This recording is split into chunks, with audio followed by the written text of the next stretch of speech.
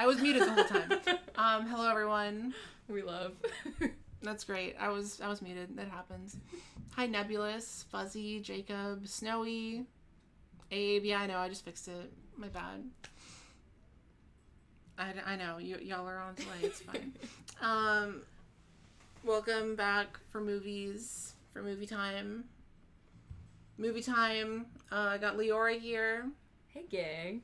We're going to watch Uptown Girls. It is free on YouTube. The cult classic Brittany Murphy, Elle Fanning girl movie. I'm going to have snacks, and it's going to be great. I'm going to give time for people to join. Let me switch spots. I just have to, put the link to the movie in the chat.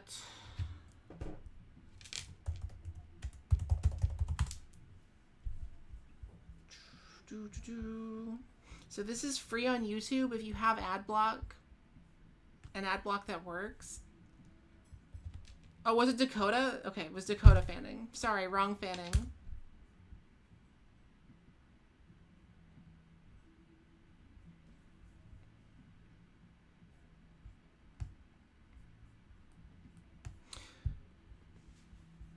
Yeah, I don't know what happened, August. I just pre-scheduled the stream. I usually pre-schedule it days in advance, but I forgot to I didn't forget. I put it up and then forgot to hit save. So I'm gonna go put a sweater on and get some water and stuff. And you can talk to them while I go get water and stuff. Hell yeah. Hey guys, hey gang, how's it going? I don't know. Oh, there's where I'm supposed to look. Okay. What's up? I'm very excited because I have not seen this movie before, and people keep telling me spoilers out of context when I told them that I was watching it. So I don't know exactly, but it's one of those things where once we come across them, I'll know. I just know the teacup scene where they're staring at each other. Oh, I have seen on TikTok. That was the other thing that I was saying before, is that I've seen a lot of those 60-second clips on TikTok. We're matching. We both went to NYU. We both went to NYU, which is crazy because we never crossed paths there. No. Well, what was your program? I was in drama. Yeah, I feel like we should have. We probably did, right? Cross paths, but we don't remember because it was a moment so long ago. I also, I met so many other students at NYU. I don't remember, half of who I met. And, whenever you talk to, I feel like it's a classic, grandma thing to be I met someone whose grandson's cousin goes there. Have you met him? And he's, in a different school and a math major. Yeah. And it's I don't know. No, this school has, thousands of people. Sorry. And then they're, personally offended that you haven't heard of this, Isn't Barron Trump at NYU now? Oh, yeah. Getting bullied. Well, I imagine that he probably has Secret Service, surrounding him at all times. But that, I feel like a verbal assault still gonna get through. Yeah, I just think he's... Just wait, plot twist.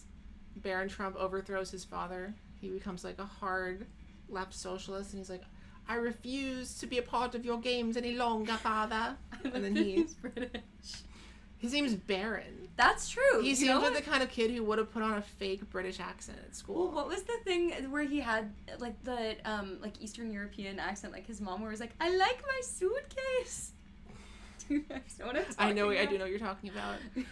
There was a picture. It was a picture of Trump giving a speech, and his son was in the background, and he was just he looked like he was zoning out and dissociating. And the top comment was I just know some Tisch arts major is breaking his heart right now. I hope so. I hope a baddie with blue hair has gotten to him and made him better. That's my biggest hope in this world. We can hope. We aren't. It's been a while. I would love for NYU to invite me back. I've been considering hitting up my old NYU sketch group to be Oh hell yeah! Wait, what group were you in? Friends with Dads. Oh wait, who was in that group that I know? Noah Friend. Was Miranda Kang in that group?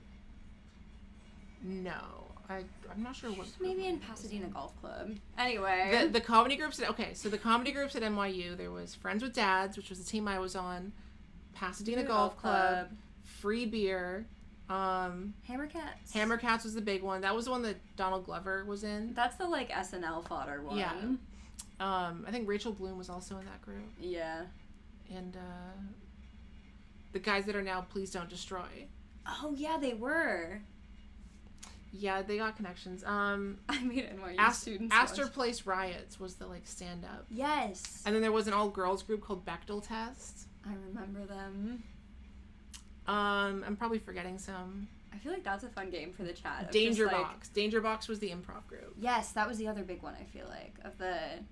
Yeah, like what would you? I should really hit up NYU and try to get some free labor out of film students.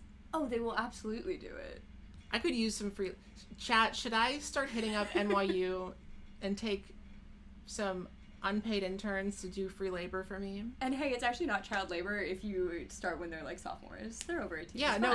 When I was at NYU, I had a friend who worked for Casey Neistat, and I was like, "Oh, you're working for a real YouTuber? Wow!" Right? Wow. Now it's like, now I can be the YouTuber who gets inspiring the youth. Who gets some labor. I'm gonna get you some water. I have popcorn. Should I make popcorn, or should I have like grocery store popcorn, or I can like make some? Ooh, I don't have a strong preference. Okay. I think I have time. I'm gonna make some. Okay. Hopefully I don't burn it this time. Hopefully. I hope somewhere there's a Bechdel Tones acapella group that's really funny. Yeah. What would you guys name a fake college improv group? Because I feel like that's like rife with possibilities and word association. Friends with Dads was an easy one, because we could like incorporate our dads into things. Oh. Like I remember my dad came to some shows and he just thought it was so funny. He was like, I'm the dad. I'm the titular dad. And we would do that. If there was a dad at the show, we'd be like, we have dads here, and like shout out our dads. Wait. And they loved it. The dads loved it. That's great marketing, because I think the college improv market is really missing like dad representation. Absolutely. So I think you guys were doing a lot to fill that niche. I will say most of our sketches were not funny. Well, no, it was like 50-50. I mean, I feel like college sketch, it's hard to be like, I had a college sketch group and we had all hits. Did you ever know Charlie Fellows? The name sounds familiar. He was a senior when you were a freshman. Okay. He was in charge of Friends with Dads when I was a sophomore. So when I joined, he was in charge of Friends with Dads. He his claim to fame was that he was Johnny Test. Like his dad created the show Johnny Test and based the character design off his son. So God. His dad also made Big Time Rush. He's like how Matty Healy's that rat. Yeah, but he was I still talk to him. We're still friends. I had a sketch. He did a really funny sketch though once, and I'm trying to remember what it was. The only sketches that come to mind are ones that I wrote. I had a sketch. The sketch I was most proud of was one where it was like a guy in a coma. There was a guy in a coma, and his family was like all around him crying, and they like open up his will and find out that he was a Norse pagan and that he believed in Viking. He believed in Valhalla and that he needed to die in combat. Oh my God. But he's in a coma, so it's the doctors being like, well, we have to fulfill his last wish. Like, we can't just pull the plug or he won't go to Valhalla. And so they like prop him up, and they're like, one person, okay, you hold the sword, and I'll hold his body, and like you just gotta like stab it through, but don't stab me. And it's just like a whole long bit. That's really funny. It worked. It killed. They loved it. Yeah. Physical comedy. They love physical comedy. It works. That's what the people want.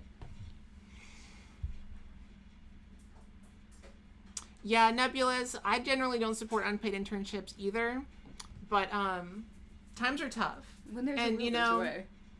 I would give them food. I just don't have enough. Like, if I was a YouTuber whose views were averaging in the millions, then I could pay interns.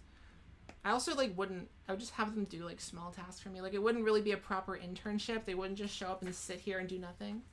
I would like send them stuff to help me with and then give them credit. Yeah, I feel like credit actually goes a long way.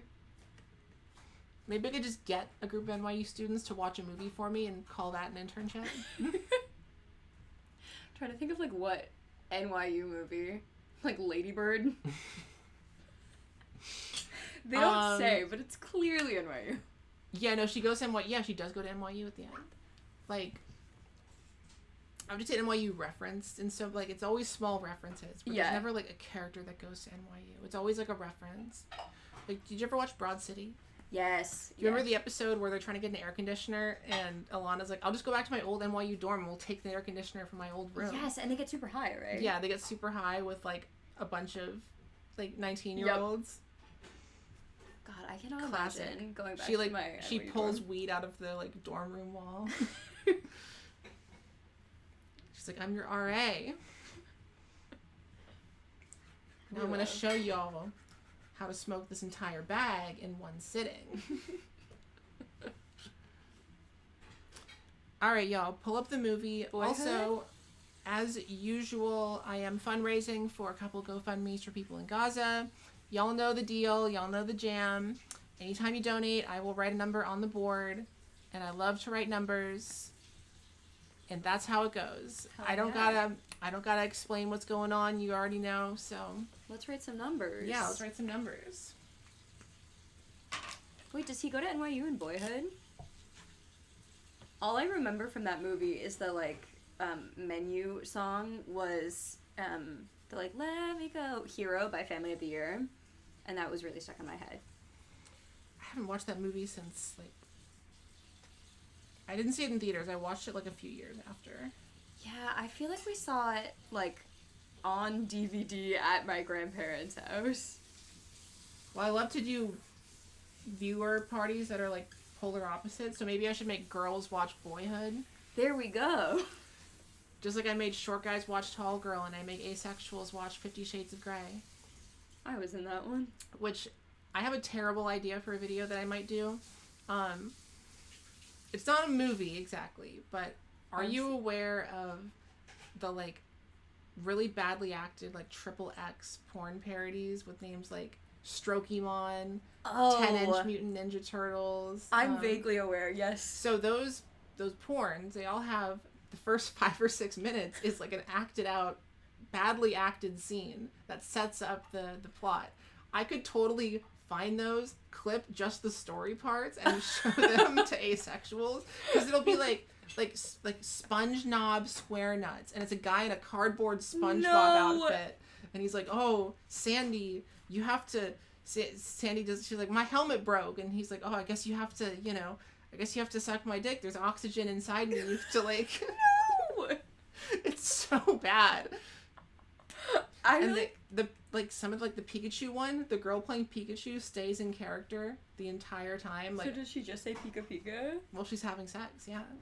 It's insane. I'm not going to show that, but I will explain those parts.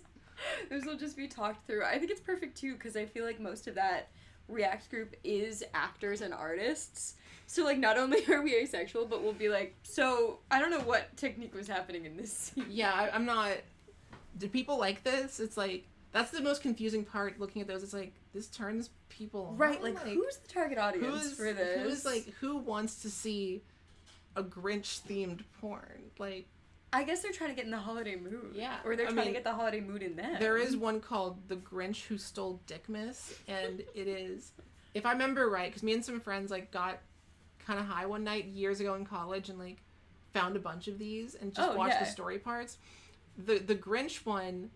is like, so Cindy Lou Who is a full-grown adult. She's just like a full-grown adult in lingerie, and she's like, but they still have the little Who noses on, like prosthetic Whoville noses, and they like, she, the Grinch is stealing stuff, and she comes down, she's like, oh, Mr. Grinch, please don't steal Christmas. Maybe I can give you something else instead. And no. It's so awful. It would be really funny, though, to make asexuals watch it. Anyway, we have confirmation in Boyhood he does not go to NYU. Oh, he goes to UT. Okay. University of Texas. I did actually, the kid who played the kid in Boyhood, I saw him at a party. Oh, really? At University of Texas. I had friends who went there. Oh. And you recognized him? You were like, that's Boyhood? Well, I didn't. Someone else pointed him out to me. It was okay. like, that's the guy from Boyhood. And I'm like, okay. Oh, it is him. I actually love that when, like, people don't know who famous people are, because I know that famous people will sometimes get pissed when you're like, oh, can I take a picture or whatever, but I feel like it's equally, if not worse, to be like, hey, man, like, what's going on, and have no clue who they are. Well, it's like, he only did Boyhood. He didn't really do anything else. Okay. It's like at NYU, do you remember the kid who was in Moonrise Kingdom? I do, because similarly, someone who were, like, a big lecture. His name was Jared. I just remember seeing him Welcome Week being, like, hounded by a group of, like, 10 people who just kept following him around everywhere. He looked like he'd had it already. Was he was in Tish, right? Yeah, he was in Your Year. Okay, for acting? I think he was film. Okay, that makes sense. He didn't really do anything else besides Moonrise Kingdom, though, so...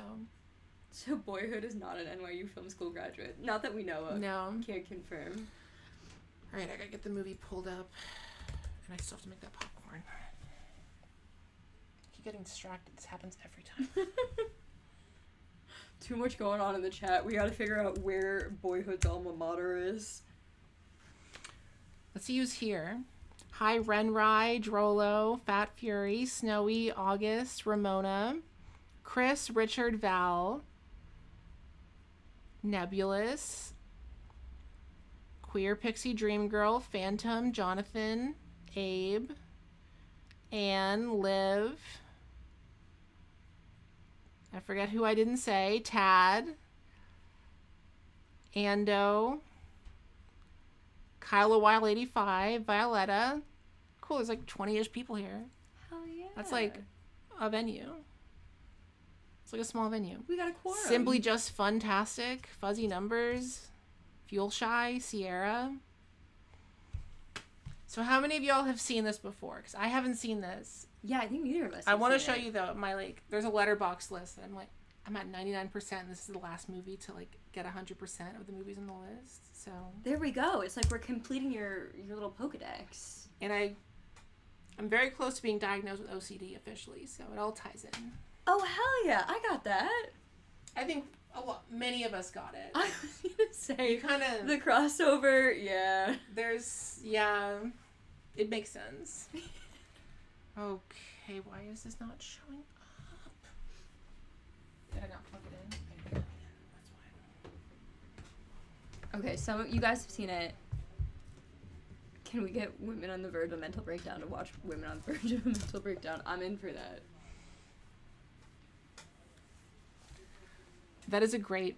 It's all about the movie titles. That's what I've learned on YouTube. The movie title matters the most. Really? That's the biggest like metric. That's so interesting. Is it a well-known movie or is the title like I made Short Guys watch Tall Girl? If Tall Girl was called like Sierra Burgess is a loser, you know, it wouldn't work as well because it's the name. Because it famously did so good on Netflix in the first place. Yeah. Damn. You manage your ADHD by being OCD. I think my brother does that. Yeah, that's true. Sometimes they cancel. So this movie, from my research, when it came out, it was like people, like critics hated it. It has like an 11% on Rotten Tomatoes. And it was only after Brittany Murphy passed away that people looked at it again and were like, wait, this movie's actually really good. Never appreciated their time. Your favorite video is still the Arnold Mpreg video. So there's also a Billy Crystal Mpreg movie. Should I do a video about the Billy Crystal Mpreg movie? Wait, break this down for me. I think it's called Rabbit Test from 1978. But basically it's just the gag is that Billy Crystal's pregnant. Yeah. And you know what? Good for him. Congratulations.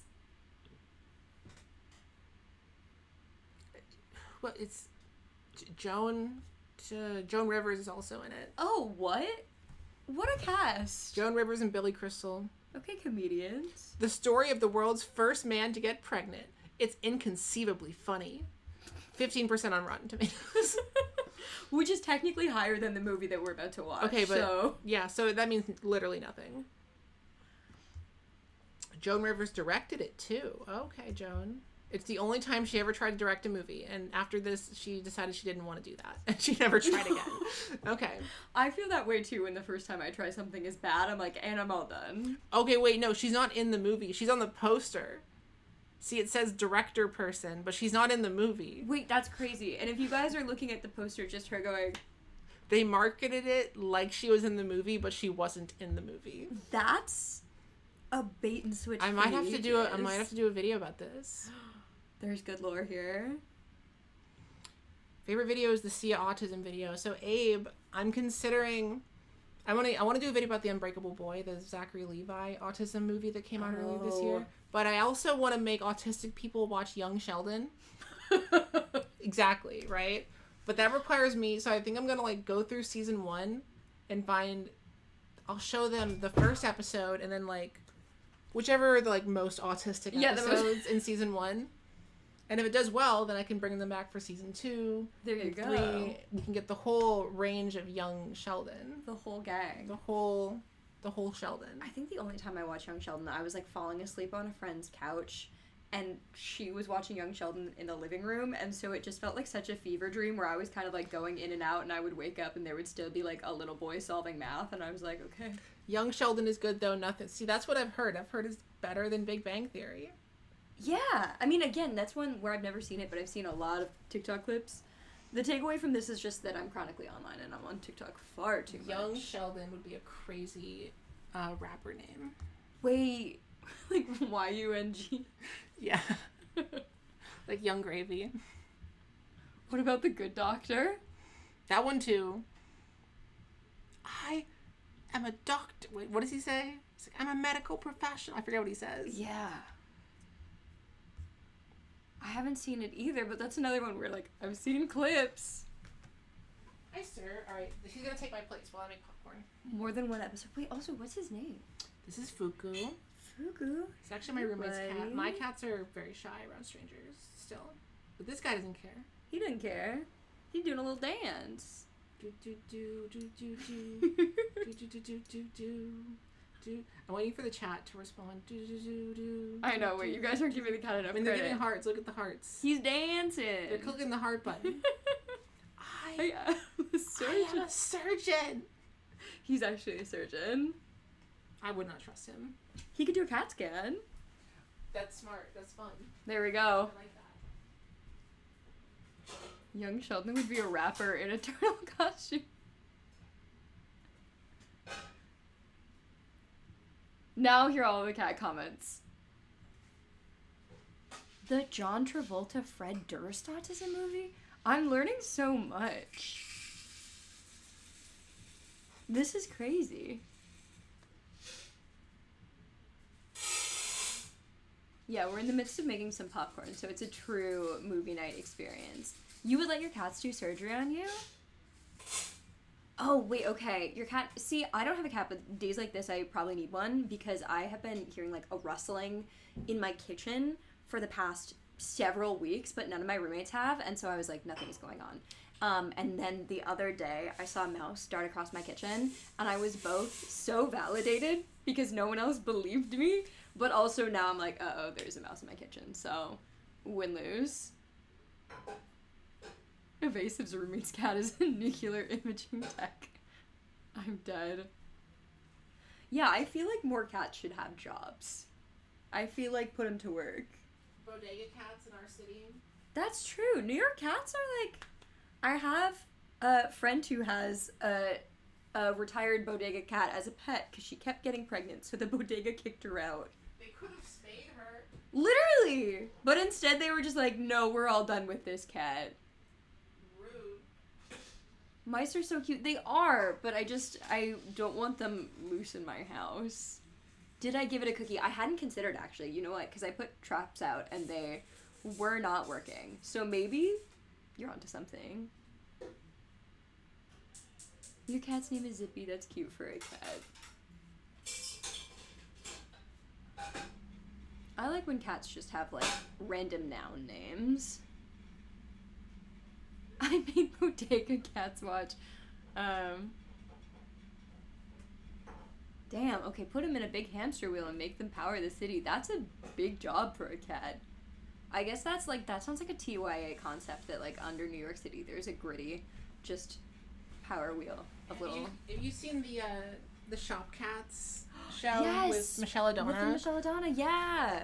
If y'all haven't seen this is an Instagram account. Please look this up. I tried to get her in an episode once, but it didn't work out. She's busy. She's booked. Yeah, she's booked now. Okay, I won't be able to get her. I missed my shot.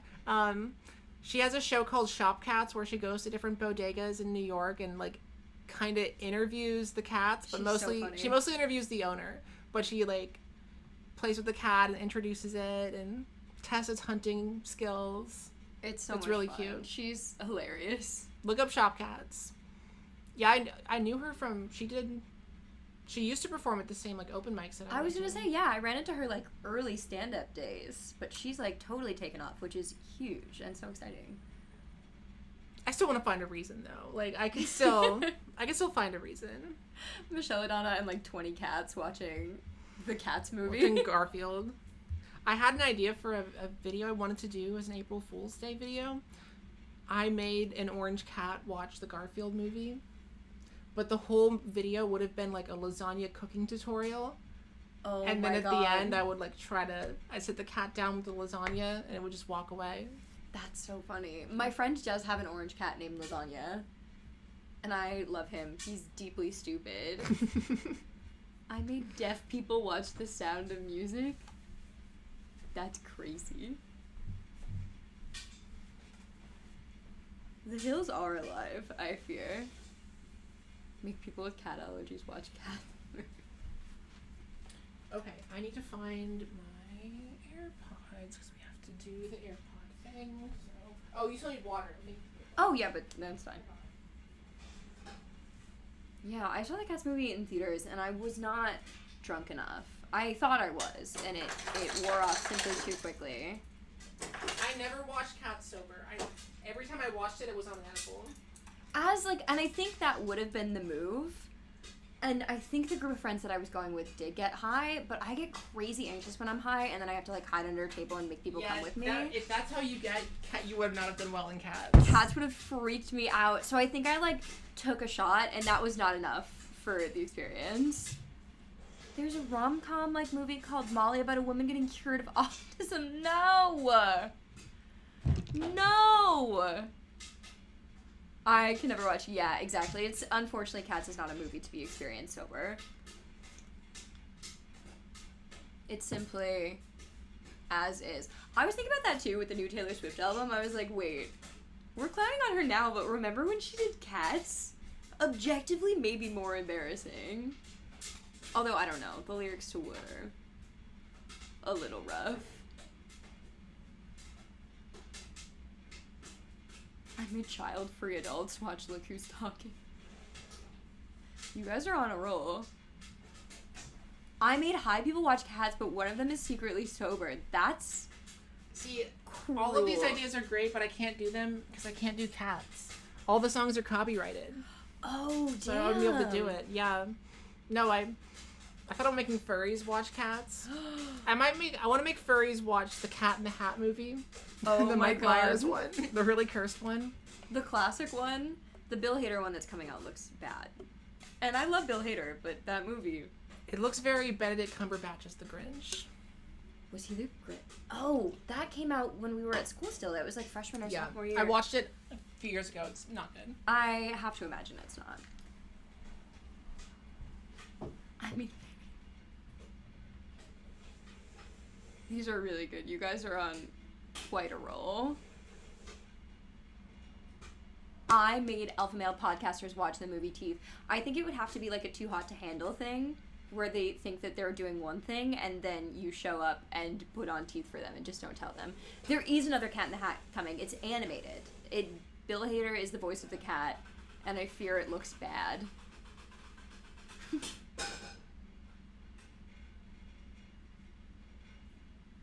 Oh, okay. Make furries watch Cats, but all of the songs are sung to avoid cat. Maybe in added layer you make the furry sing the song. Listen, I'm just spitballing. I made moms watch. Damn. These are good.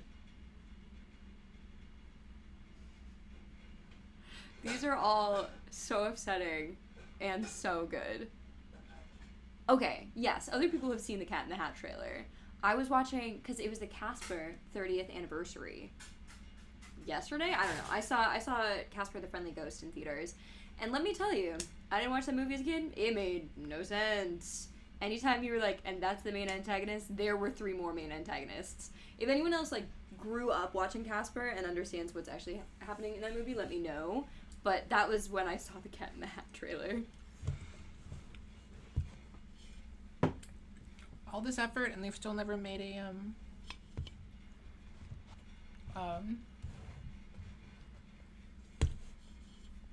What the Dr. Seuss book they never made? Oh, they never did the Sneeds, the Starbelly Sneeds? Yeah, where's my Starbelly Sneeds movie? Where's that one? It's a poignant message about... They did A Horde and Here's a Who. They did The Grinch.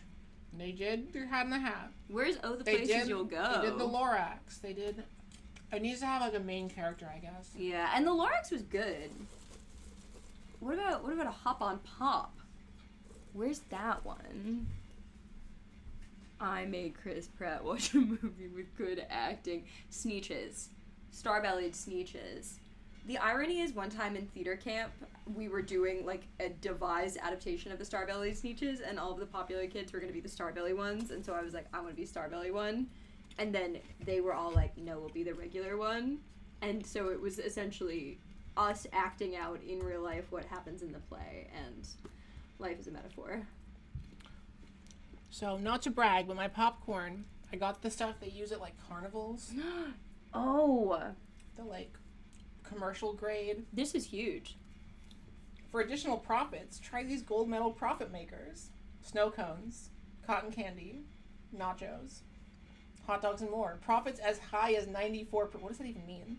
Profits as high as 94%. Damn. I have a friend who's a party clown, for real, and he's been known to do a kind of cotton candy in the basement. Professional Clownery. I did, the other day at work, my boss was like, my friend is looking to hire a clown for a party. You seem like you would know one. And I had to be like, yeah. Hi, aspiring wannabe. Yeah, you are just on time. Welcome, welcome. The movie is pinned. Everyone, pull up the movie. Is that the brown eyes, blue eyes experiment, but with Sneetches? I mean, that's kind of the concept of the Sneetches. I'm gonna warm up this Trader Joe's frozen meal too. I had to have dinner. It's a shawarma bowl. Ooh, let me know how it is, because I actually don't think I've tried that. As something of a Trader Joe's frozen aisle connoisseur. Trader Joe's frozen aisle connoisseur. Yeah, learning to cook is frankly, that's a lot of work. Yes. Okay. That does canonically happen in Casper. The evil Uncle Ghosts kill her dad. I made Amish people watch the Emoji Movie. I saw the Emoji Movie in theaters when it came out. Too. Was it well attended when you were there? I went in like the middle of the day. Mm-hmm. It was full of little kids. I'll never forget it. It was only me. I was in high school at the time, maybe? Or I was about to go to college. The theater was dead empty. It was only me, and I went with, like, the boy I had a crush on at the time. I can say that. He's not here. But I was like, this is deeply romantic, but actually, in real life, it was the Emoji Movie. See, when I went, it was with my friend Audrey, who had, like, a free pass to the movie theater, which is why we went. Because she was in the Screen Actors Guild. And we went, and it was, like, I'll never forget it, because the entire theater was mobbed with kids. Yep. It was, like, there were little kids. It made the experience that much better, because it was already a bad movie, and it's even better when there's a little kid kicking your seat the whole time and being like... That's 4D, actually. He kept repeating lines from the movie right after they happened. Oh, so it'd be like the Candy Crush scene. They'd be like, we gotta get the yellow... Don't grab the yellow ones. And he'd be like, don't grab the yellow ones. Don't grab the yellow ones. Mom would be like, stop it. I'm dead. When I went and saw Casper, it was, like, mostly kids there, because, yeah, it was a children's movie. And a full-grown man, like, cussed out a child and was removed from the theater. Because this kid was running up and down the aisles, which, hey, you shouldn't do. Yeah. But she, like, tripped and essentially fell in his lap.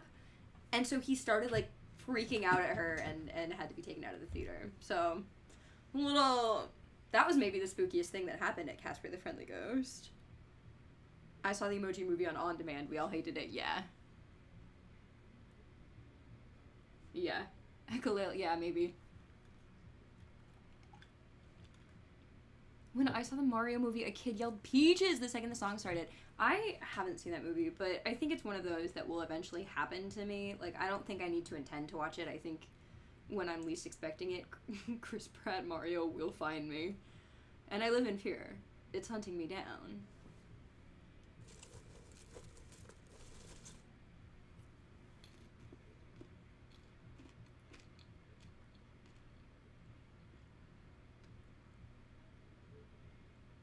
Ooh, Spirited Away is another one that I actually have not seen.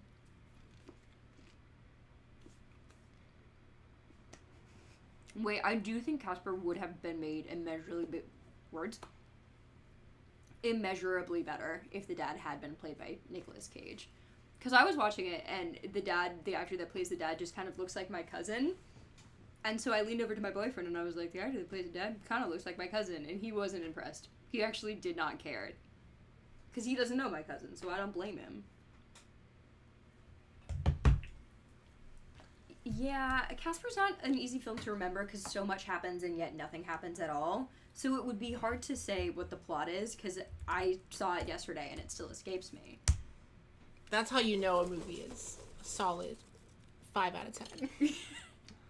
I know at the end he does become a little boy, and I was mostly upset because the little boy did not look funky enough.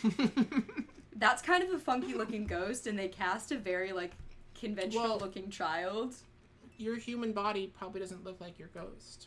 That's true. But when the dad dies, the ghost does look like him. It has, like, his haircut and glasses. Well, that's just bad. That's just poor screenwriting. They should have... I'm just confused about the conventions of being a ghost. It wasn't that hard. They could have done that just fine. They could have figured it out. They could have figured it out. Alright, and what color should we make the room? Ooh. Red, green, blue, white. It can do every color except pink. And the thing is, I was literally going to be like, oh, pink for Uptown Girls. It can't do pink. And that's on me. You can do purple for NYU. Go Violets. Go Violets, or go Bobcats. I'm confused, because it was like Violets was our school mascot, but Bobcats was our sports mascot. Yeah, no one cared. Pick one. Choose a lane. Red looks so ominous. Imagine if normal people looked like Slimer when they died. And you know what? I hope they do. That's right, Dan Aykroyd does have a cameo at the beginning of that movie. And I was so excited. I was like, camp, this is gonna be good. And then it was like the last time that movie made sense. Was when it was referencing a different movie. Okay, they are very Team Purple. I'm glad we've chosen correctly. This is huge. Maybe if there's like a spooky part, we can change it to the red. Okay. Hell yeah, Team Purple.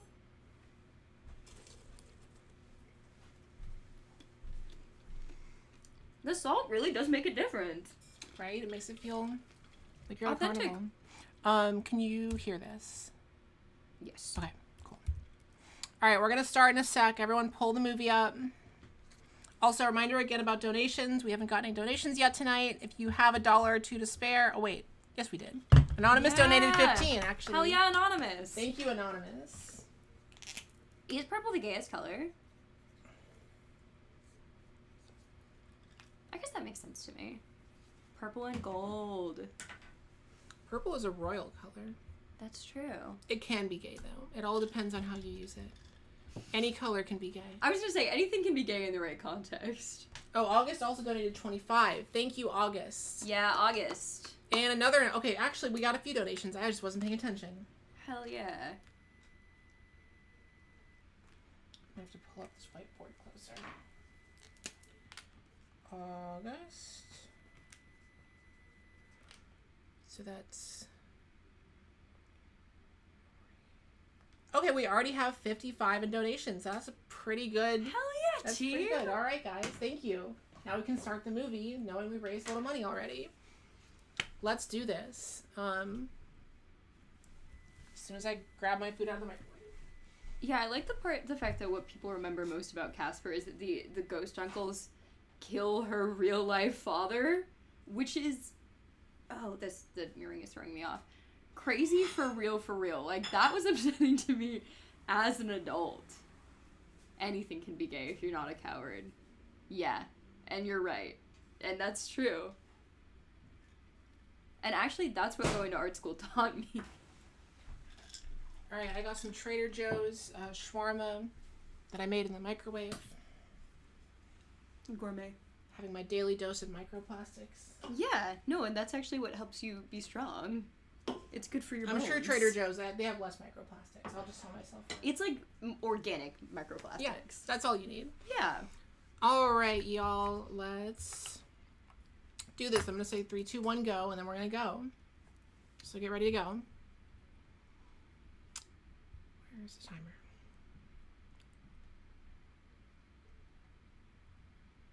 Just make sure I have all the windows closed. Yeah, we're fine.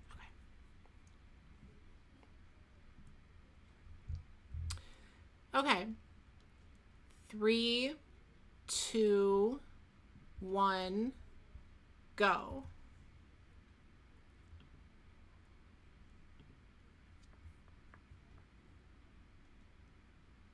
Second off.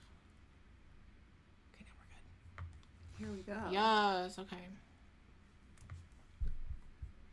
I do really like watching movies set in New York sometimes because I'm like, I live there. It makes you feel like the center of the world. Literally. Okay, as we watch this, let's try and figure out why the straight, cisgender male comedians, male reviewers of the early 2000s hated this movie. I'm gonna go out on a limb and guess female protagonist. 2 of them. Brittany Murphy. And 1 is a child. So that's my guess, but...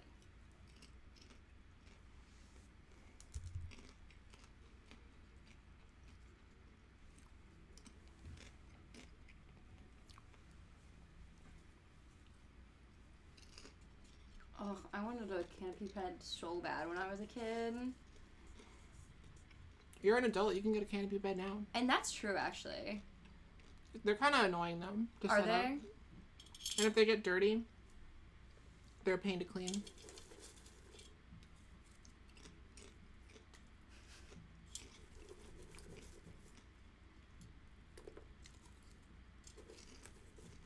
This is a gorgeous apartment.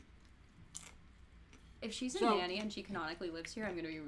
No, the story is that she's the daughter of a rock star. Oh, okay. And she becomes a nanny. I see. I was gonna say, this apartment is... Yeah, no, she's rich. But insane. it's family money. May we all be so lucky. This dress...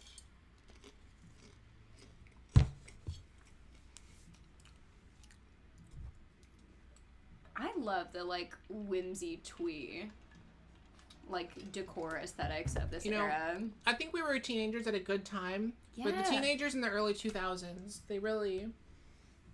The world was fresh and new, you know? It was a new millennium. Truly. I'm sure that it was, like, you know, Sex and the City was on TV. Which I finally watched for the first time. I finally watched it for the first time, like, 2 years ago. When it's good, it's good. When it's not... Yeah, there's some parts that aged really badly. Oh, yeah. The episode with the transgender sex workers. Yeah. Samantha Or like, befriends. they're half man, half woman. Oh, no.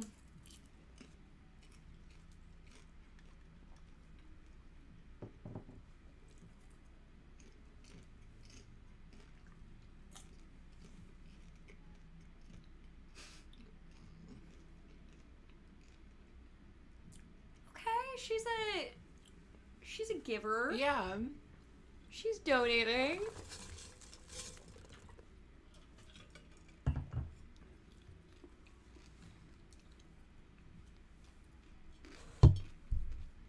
Building doesn't have an elevator? I guess not.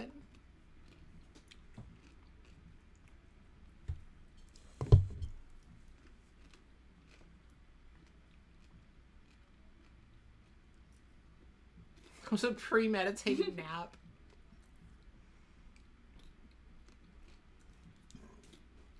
I want to steal that term. Premeditated nap. That's really good.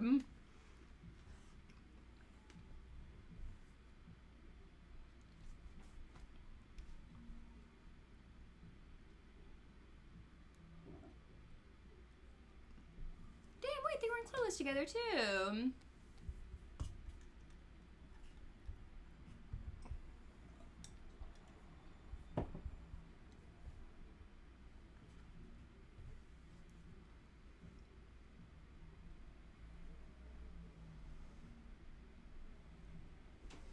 Wait, who was? Someone in the chat said, August said I was a teenager by 2006, so not early 2000. I mean, that's...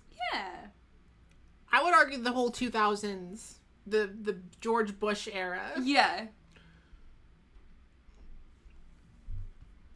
Because we would have been, what, like, elementary school? Elementary, middle school-ish. No, by the time I was in middle school, Obama was president. Yeah. Or, like, just barely. Yeah.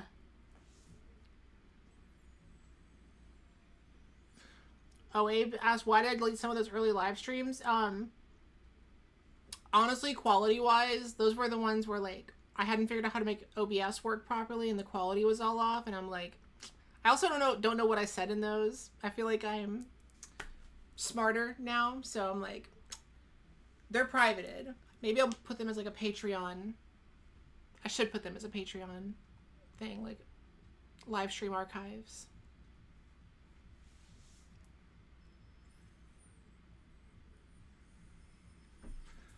Here we go. Dakota. Why is she at the club?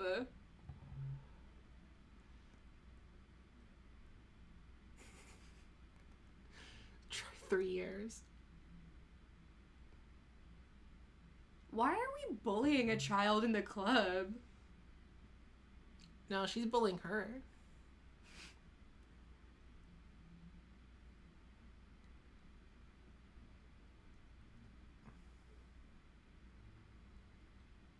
Oh, she just has obsessive compulsive disorder. Yeah, literally, the child's just OCD.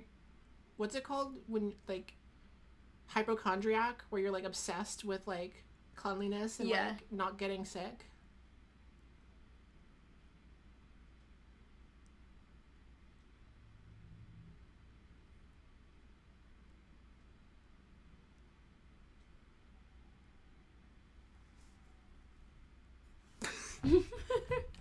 I love her. Okay, Diva. She had dirty fingernails.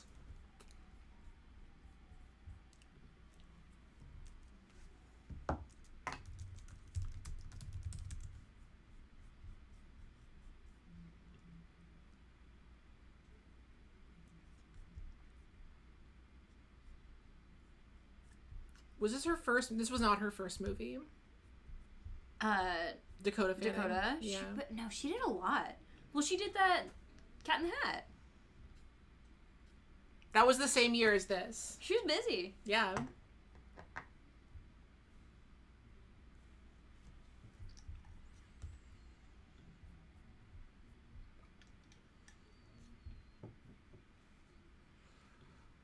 Must be nice to have an older sister who can just like. Oh no, Elle Fanning was younger. She was the older sister. Yes, Dakota's it must be nice for Elle to have an older sister who's like already famous. Yeah, like, she got like nepo sistered. Yeah.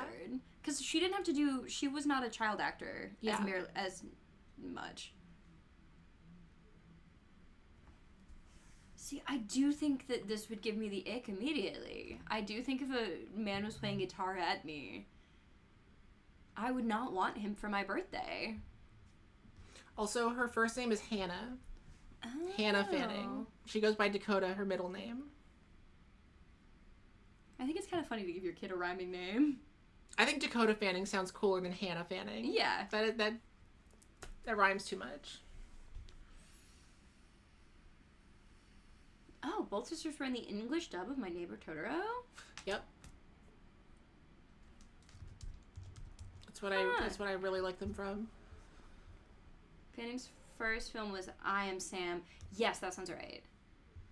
Yeah, she's the one who did like Totoro. Who's this guy? He looks familiar.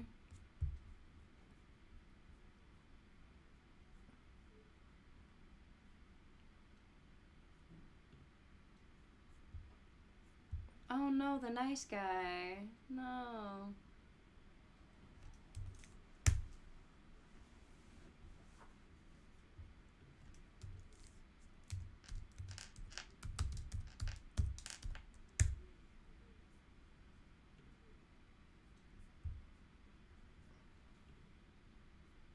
She was media trained right out the womb. I'm screaming.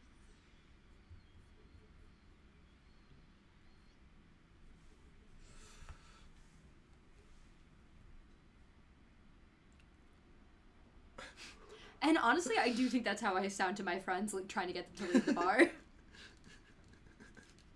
She's so funny. If I don't get 8 hours, my immune system does crash. I relate. Go. She's so... I love her.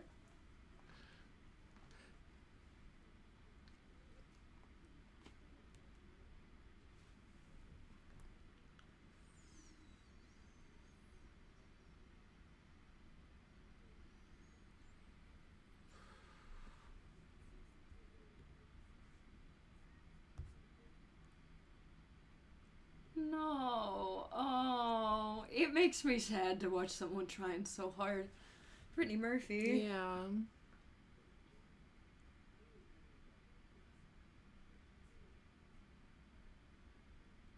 I'm so obsessed with this dress, though.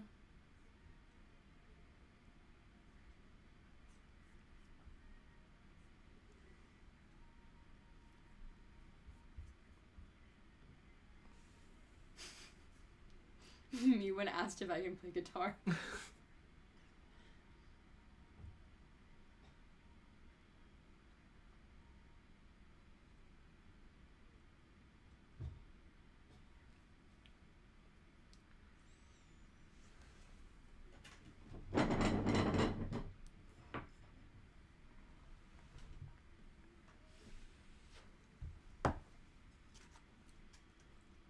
When you forget to pay Con Ed.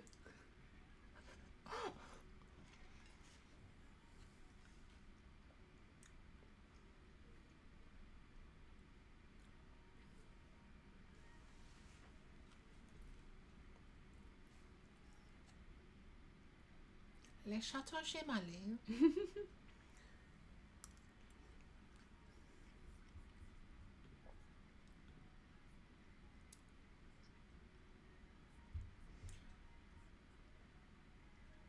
You ever seen someone in real life with a pet pig? No, I don't think I... Well, I grew up partially in New Hampshire, so, like, people had pigs, but not, like...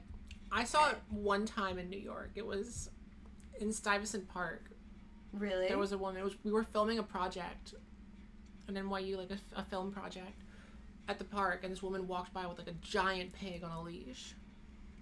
A giant one? I feel like where do you No, have it was space huge. in the It was city a to put big. a pig? It was a big pig.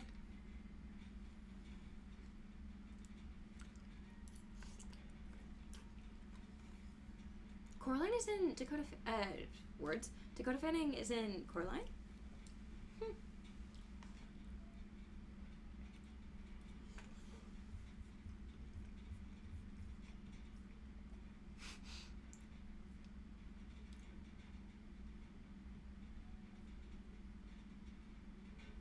Damn. Dakota Fanning also went to NYU. There we go. She went to Gallatin, majoring in women's studies. Hell yeah, she did. Okay, so that was like a Sprouse Twins degree. Yeah. They didn't really need the degree. They just went for fun. Go to college as a hobby.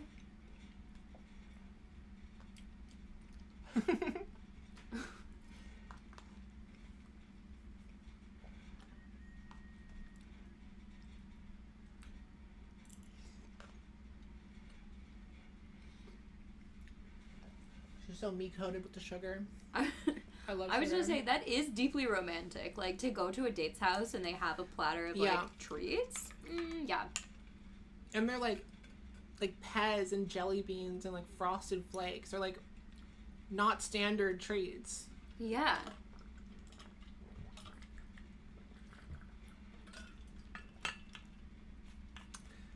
That Pez sucks. Not the cherry Pez.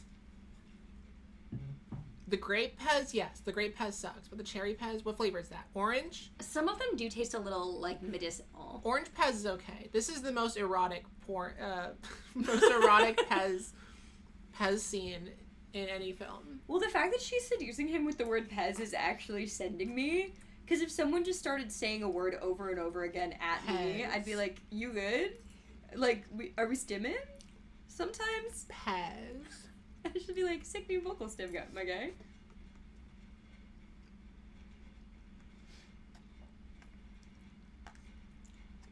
Dang, August, you're professional student. What class was that? Where your professor gave you above the max grade?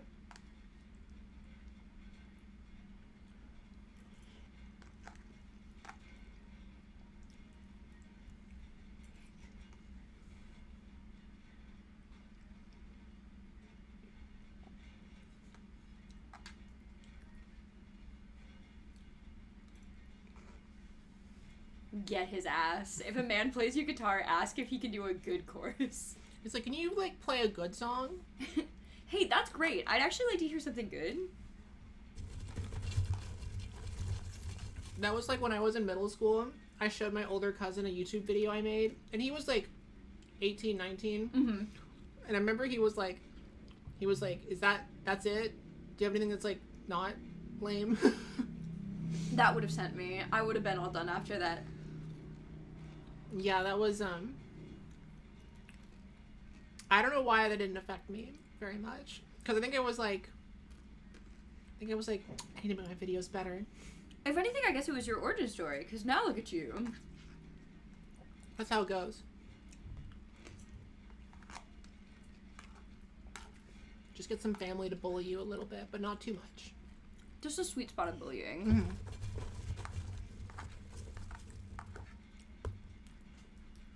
The pig's in the bed. Pig in a blanket. Ayo.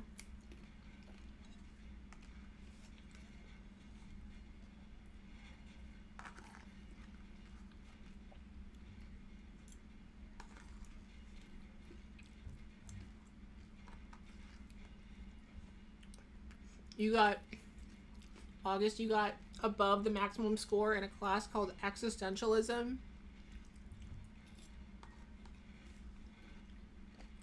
Therapist would love you.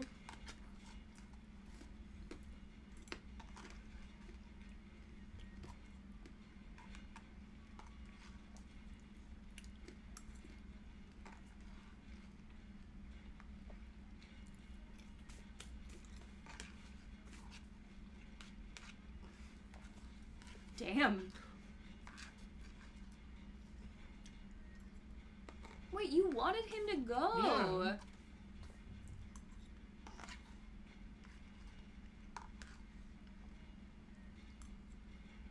I like that she's holding him hostage via clothing.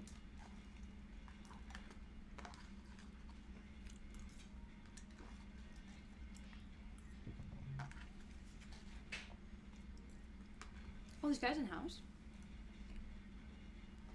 Everyone's in house. Damn. I mean, that show ran for a minute, so. Same with Grey's Anatomy.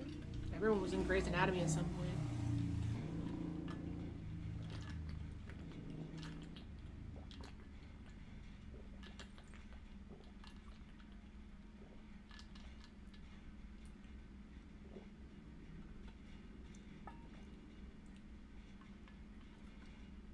Asexual icon.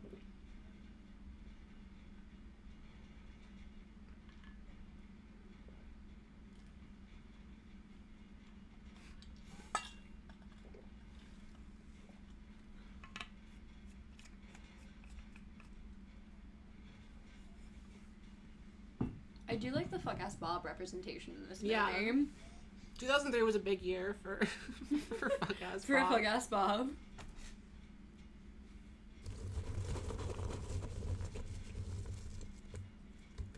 Do we think the pig has a litter box. Like, I think this is a situation that I'm... Or is it like a dog? To take it to the dog park? Because if she hasn't been outside, then presumably the pig is not either.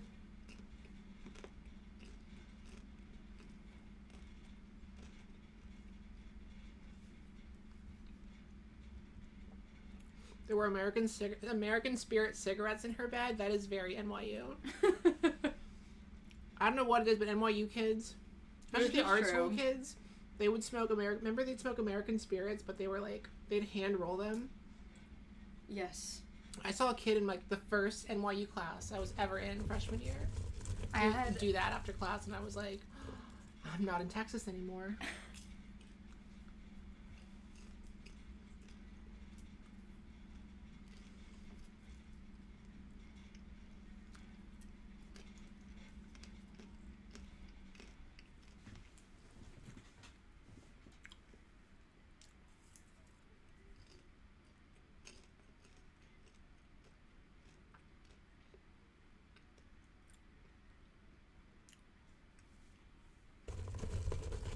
I like that they have a vague guess as to where he disappeared. Yeah.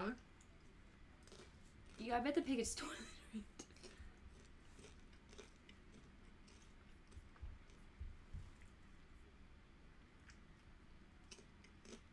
Okay, wait.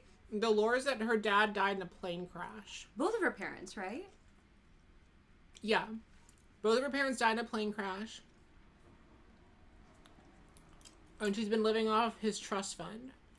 Okay, I'm calling it now. I feel like at the end they catch the guy and she gets all the money back, but now she's learned the value of $1. Yeah. I feel like that's what the ending is going to be.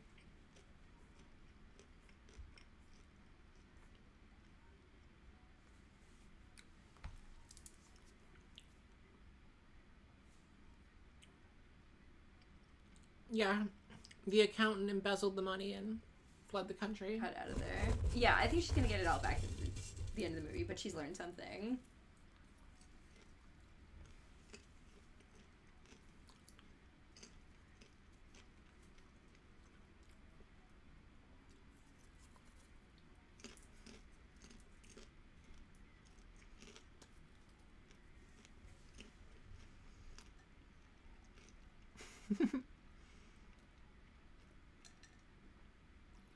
They're really talking about the pig in the chat.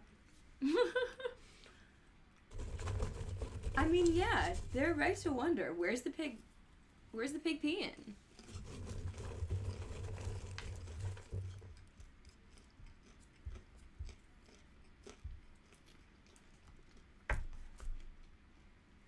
The Wikipedia page has no info about the pig. I looked at the word pig. Damn.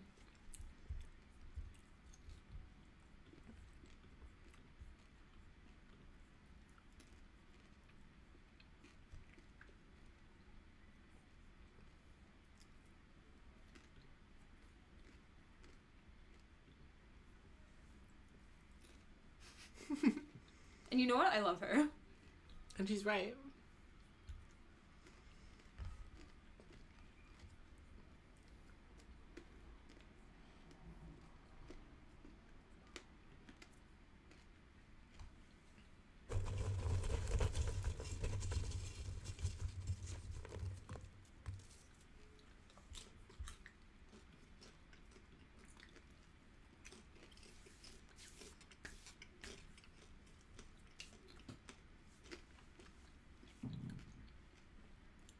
Damn, OCD mentioned. Bye, Jonathan. Wait, another NYU thing. One of the writers, Mo Ogrodnik, I had her as a professor freshman year. Oh, really? Yeah, she taught, like, intro to screenwriting. Oh, damn. It was, like, very basic intro. Like, Was it like That's right. She was the professor who made me watch Boys Don't Cry. Damn. The really upsetting, you know, trans mask abuse movie. Damn. Well, she also wrote this movie, so was one of the 3 writers who wrote this movie. That's crazy. Y'all check out the crew. She didn't really write. This is like her. She worked on a few others, but yeah, this is like her most notable. This is her big one. Yeah. She had she probably still has it. one of the brownstones in Washington Square. She was a professor. Like, a month into the semester, she got really bored with going to campus, and she was like, can we just have class in my house? She didn't feel like walking the 3 blocks. How big was your class? It was like 20 kids.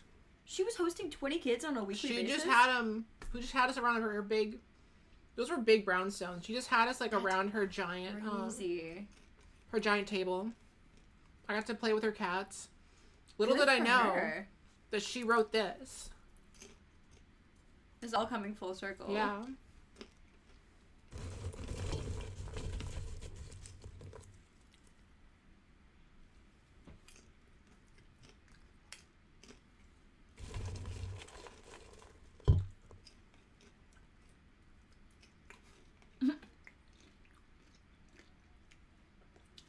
Another iconic outfit, I fear.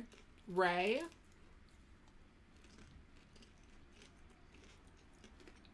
Whoa, hey. X-Men superfan Emma Frost. Thank you so much, X-Men superfan Emma Frost. Hell yeah. So, if your name just turned green, that means that you now have the Adam Sandler emoji in the chat and the pat emoji.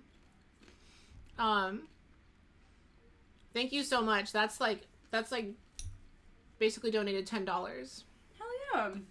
But it's like, to me. It's like a tip for me. Oh, thank you. Thank you so much. And also, if anyone else wants to donate, if you want to support me, channel memberships are a great way to do that. It's $2. You get some custom emojis. Or if you want to donate to the GoFundMe's, those are on the side of the screen. We're at $55 now. Much appreciated. Heart.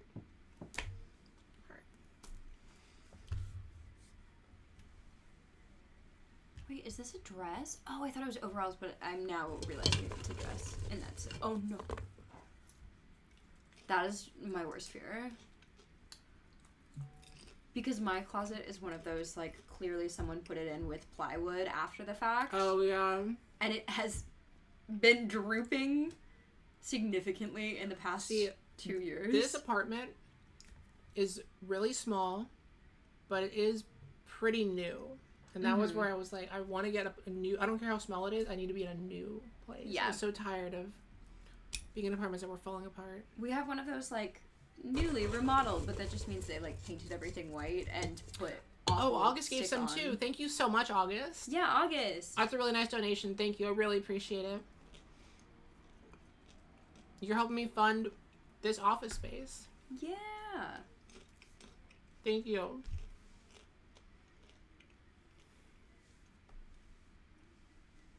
What is this? August, that's so nice. You're awesome. Oh my gosh, these are the emojis. Those are so fun. Yeah, I need to add some more. The more members you get, the more emojis you can make. Hell yeah. I should make an emoji of Sia at this point. I'm dead. And I want to do one of Christian Grey. All cursed options. Maybe the one of him, like, biting the toast.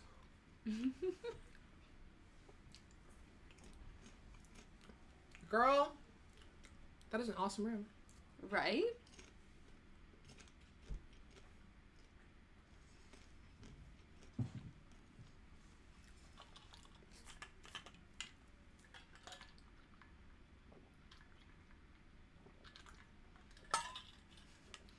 Pliing Polly.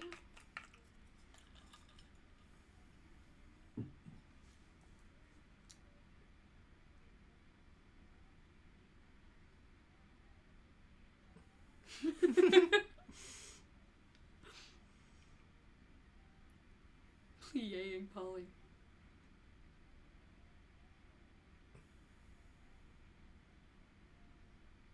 She's so dumb.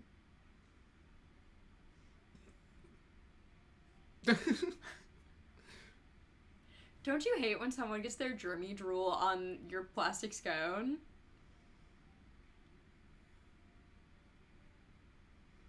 She's just mentally ill. It's okay. Yeah.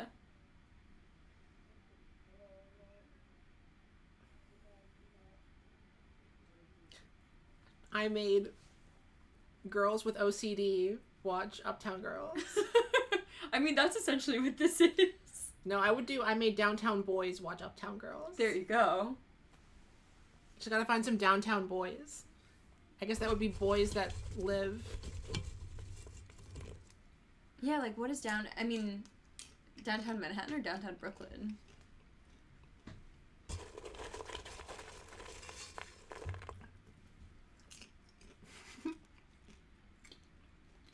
To be honest, why would you... Yeah, a scone feels like a scone.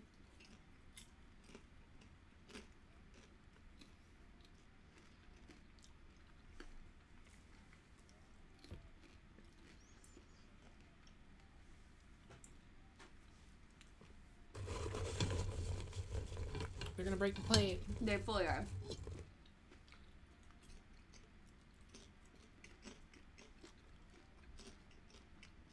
Oh, yep. Good job. And she's barefoot.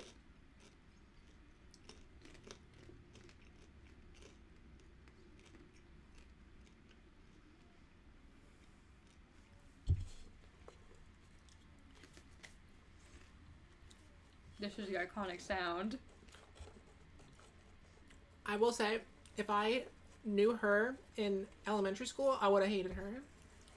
She would have been the most annoying girl in her 3rd grade class.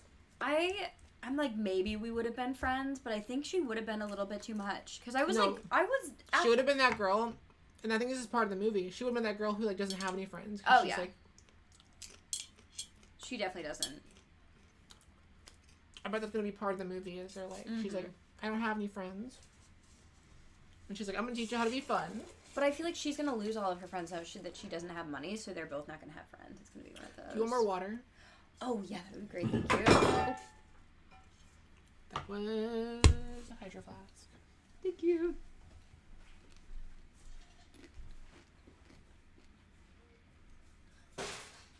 These writers are good at making every character insufferable. No, they're going to have growth. They'll become better.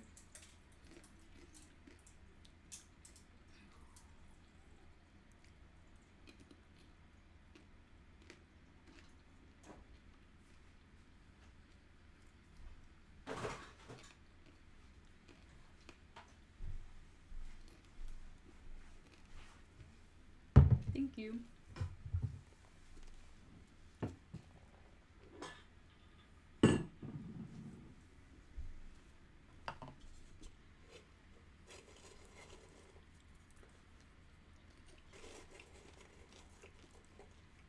Oh no. Now she's got to go get a normal apartment and live like the rest of us. Damn. Wait, she's still barefoot? Girl, in New York? Where are your shoes? Is this St. Mark's? It looks like it.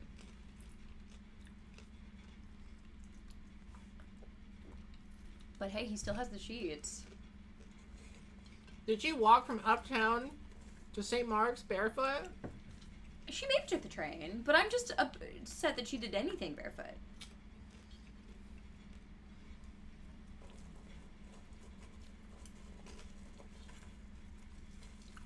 Destitute woman.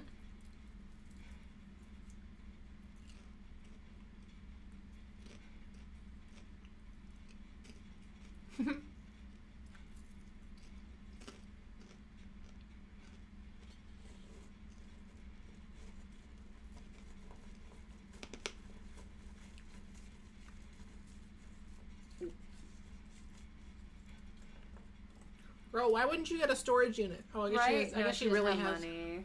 I guess she really has no money.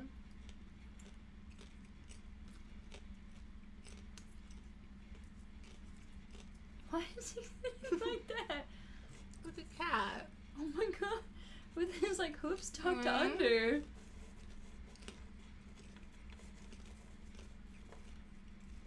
She a manic pixie dream girl, of course she doesn't wear shoes. Yeah.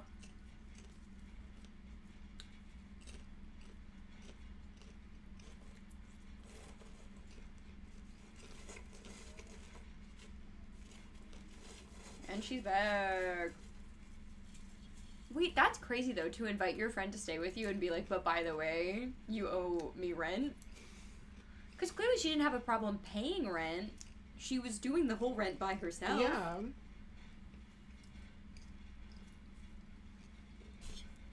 She doesn't know how. Oh, she doesn't know how.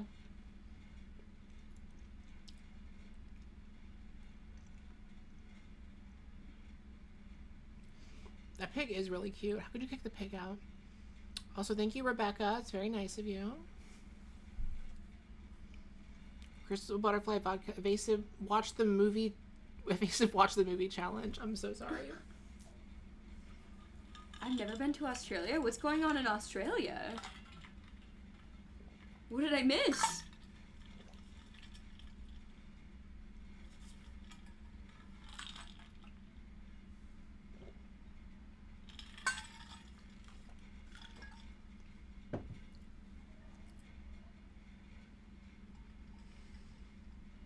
Hey, at least she found shoes.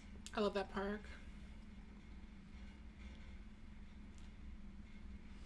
I went there. I last went to that park. Is this Central? Yeah, but that meadow in particular. Steve Cohen had his birthday there, and we played Pin the Autism on RFK Jr. He like tacked it to one of the trees in that park, and that's really iconic. It was great. Everyone's microdosing Tylenol. Yummy, yummy Tylenol. She's really zinging with the insults.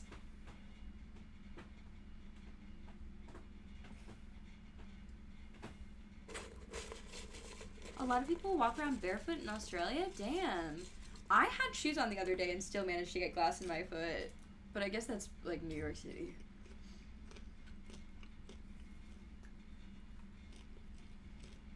Oh, this is gonna be the teacup scene. Oh, maybe not. Just gonna give her a disease. Real scones. Oh.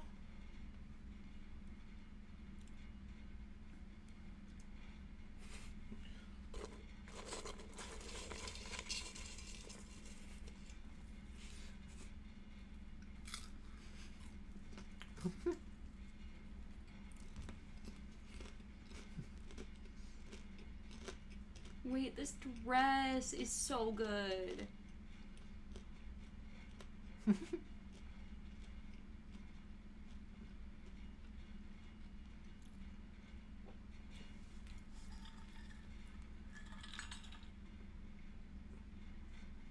Damn, back when people liked Tiger Woods.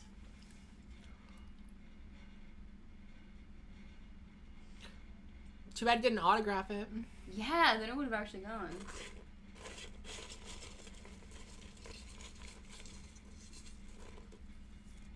The parents of this girl must be so evil for her to be like this. I feel like they're just neglectful. I feel like she's just like, you know, had to raise herself, and so she's very adult-like. Mm-hmm.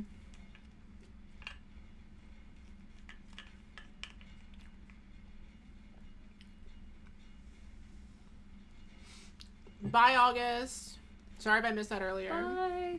Thank you so much for the donation again.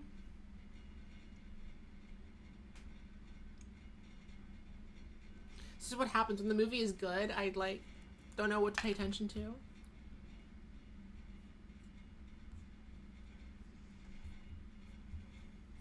She literally looks like Elle Fanning and is like the friend, and yeah, they look like related.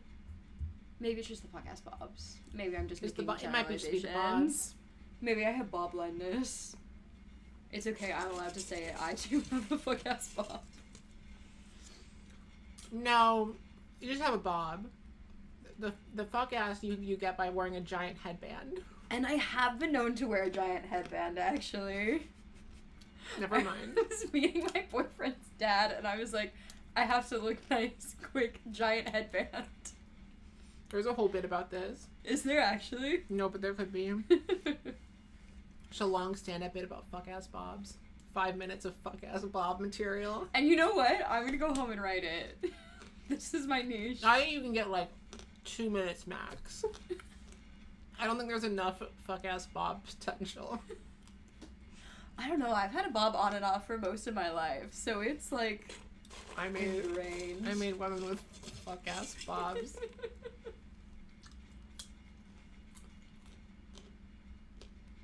Why is she such a freak?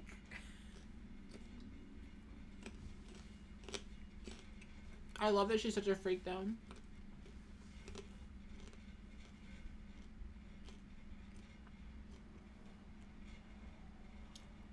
Oh, okay, so they both have daddy issues. So they can bond over that. Okay, that's why she's like this. Because yeah.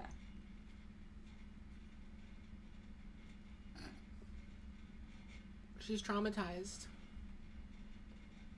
I'm deeply upsetting scene, but that was really funny in kind of a cunty way.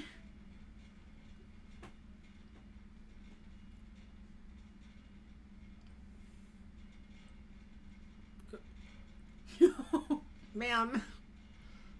In front of the window, too. Ma'am. Like, I don't have much shame for what I'm willing to do in public in New York City because no one cares. Yeah, like she was, like, trying to hide from other people in the laundromat and not the window. Oh, well, maybe she just is oblivious to windows. She doesn't know how to look through windows. She's never seen a window before.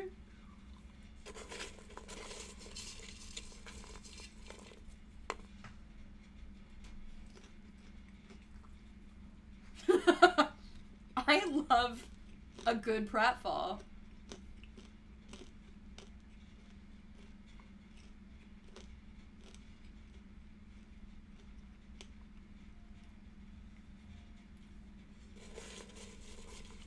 She's learning how to do yoga.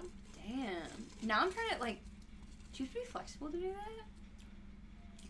That looks like a pretty basic move. Okay. I've done yoga, like, twice. I used to do hot yoga in high school, which is the most middle-aged woman thing I could have done. I also had, like, a Karen cut at the time, so it was... I was cosplaying 45 for a minute there.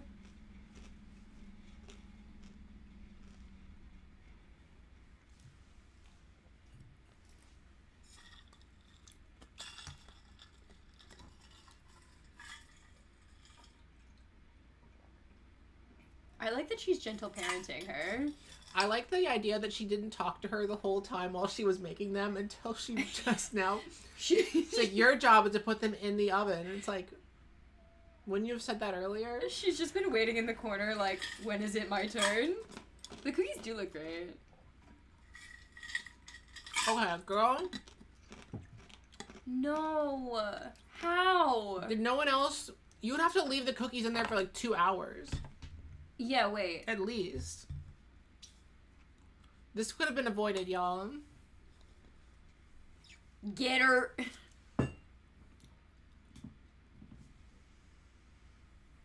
Ray William Johnson? How bad could it be?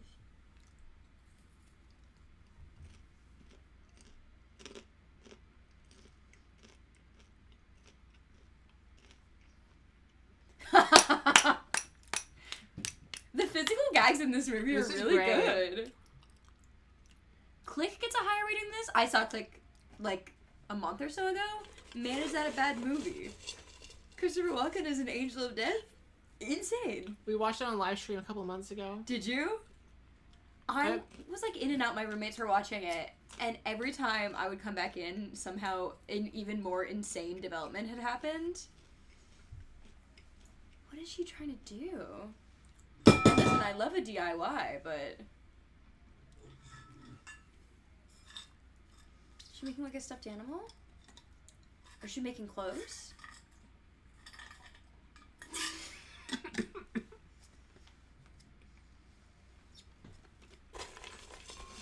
I will say, when I'm having a craft night, my pants are normally on. No shame.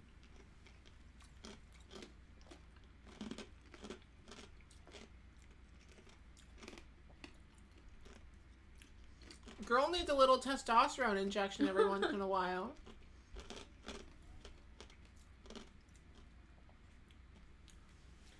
Excuse me, are you drinking soda with no ice, you maniacs? Oh no, wait, there's a little ice. Maybe it just melted.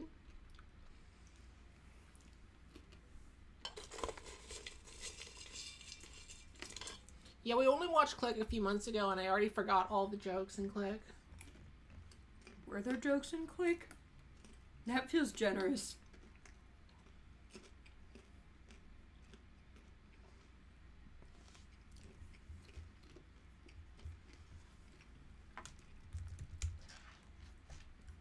I really hope she asked him to write a good chorus again. Yeah.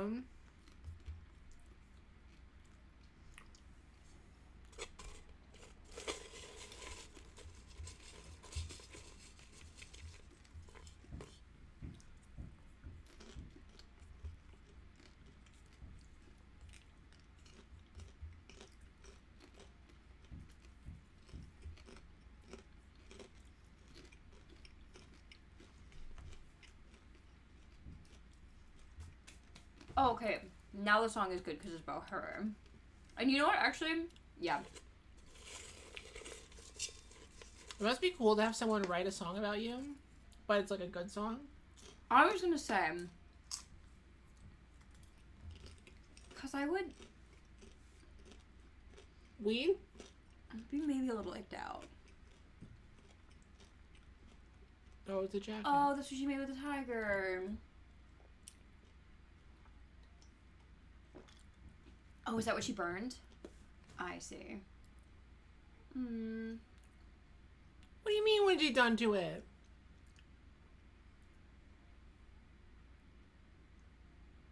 She probably should have got permission for that first, but I think she did a good job. Yeah, I mean, it's good. But I would be mad if someone did a major DIY without telling me. Okay, kind of emotional whiplash, because you did just write the Egyptian cotton song about her.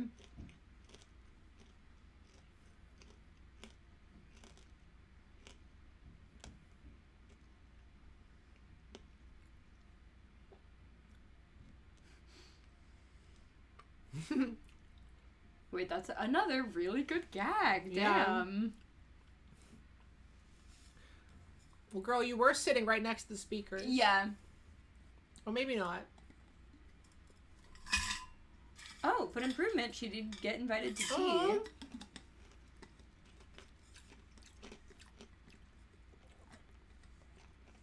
Oh.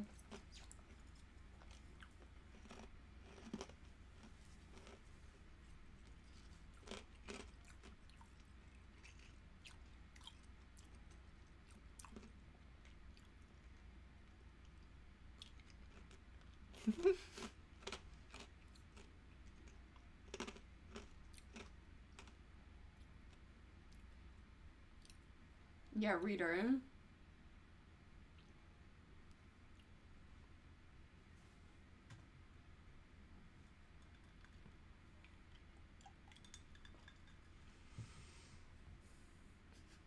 Damn.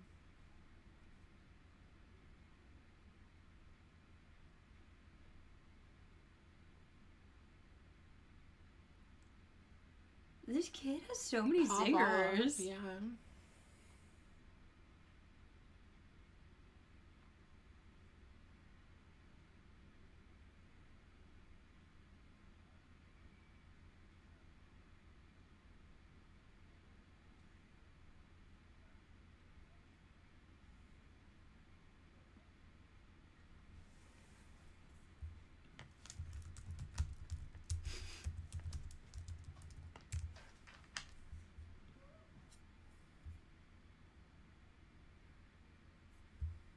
Damn.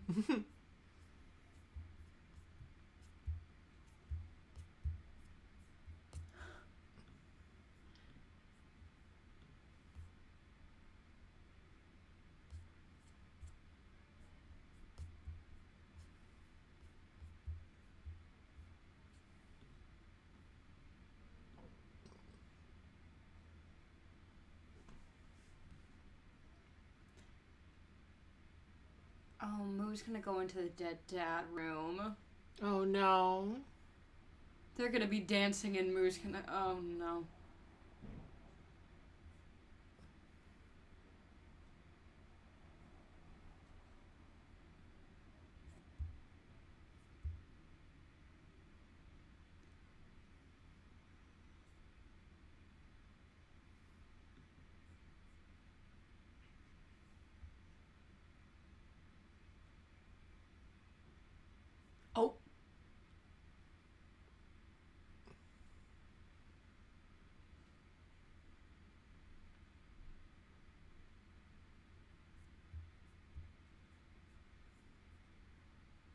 Damn.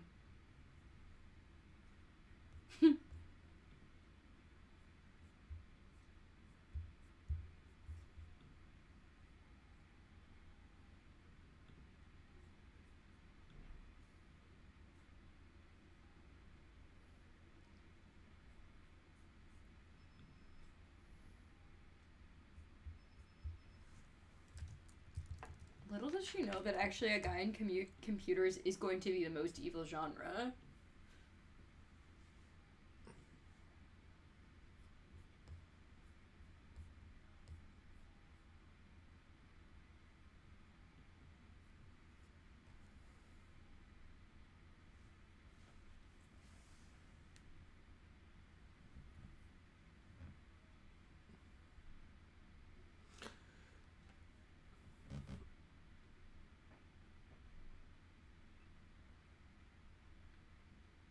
Damn, her sparkle's gone. Is her friend gonna meet Dakota Fanning? Because they're like... I was gonna say they are very similar. Parallels. Yeah.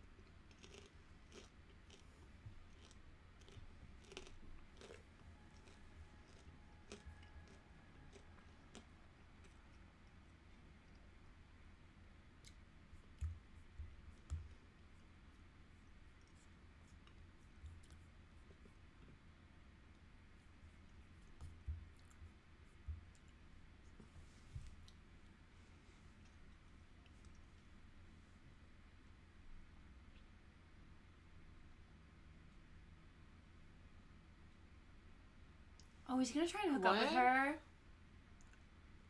Oh, she missed the ballet recital. Of course she did. No. Why are they doing this in, like, a random room? Yeah, what? I guess they're for, like, little kids. Yeah, but, like, there's no stage. They're just, like, in a conference room. What was the budget of this movie? $30 million? Holy shit. Who directed this? Boaz Yakin. He made, Remember the Titans? The Rookie? Dirty Dancing 2? Oh. I was about to be like, Dirty Dancing, but then I was like... Oh, it's the Mom. He was also in NYU. Damn! Hugely for NYU. This is an NYU production, really.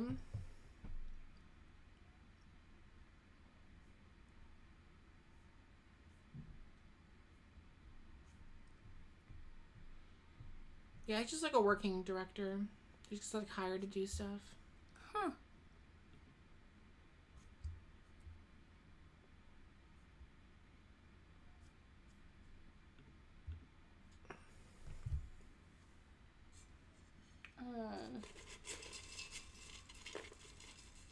Not the crossfade.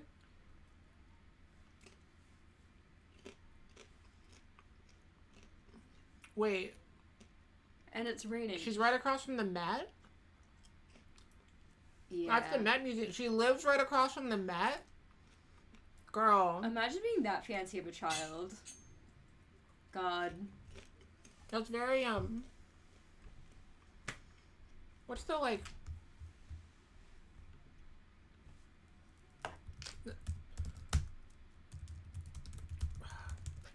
Was it Madeline? Yeah, Madeline. Oh, wait, Madeline is French. It's, someone in the plaza. Is it Louise? Because Madeline is French. Oh, yeah. I think it's Louise in the plaza? Somewhere in the plaza. Eloise in the plaza. There we go. Yeah, Eloise. Yes.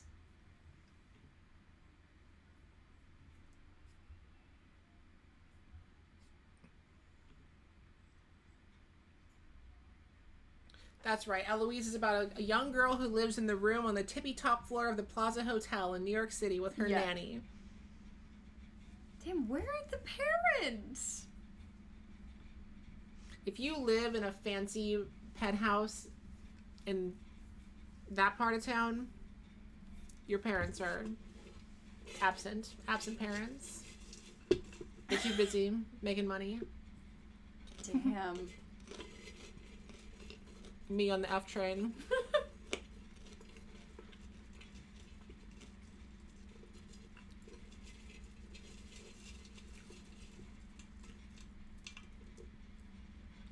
Damn, the subways are still the exact same. That's crazy.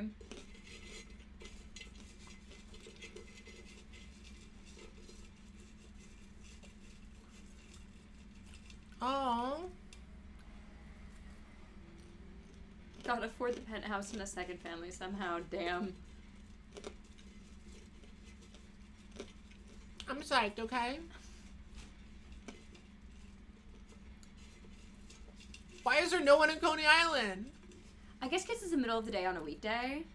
But there'd be like some people. That's true. Because it is like a school day. Because she canonically skipped school. No, that, especially Nathan's, it's always like, there's always people around. And honestly, I can relate. I don't love a hot dog. I normally don't, but I don't like cheap hot dog. If it's like a Nathan's hot dog, like it all depends on the brand. Okay. Same with the street dogs. Like every now and then I'll crave one and eat one. But I don't think I've had a hot dog in a moment.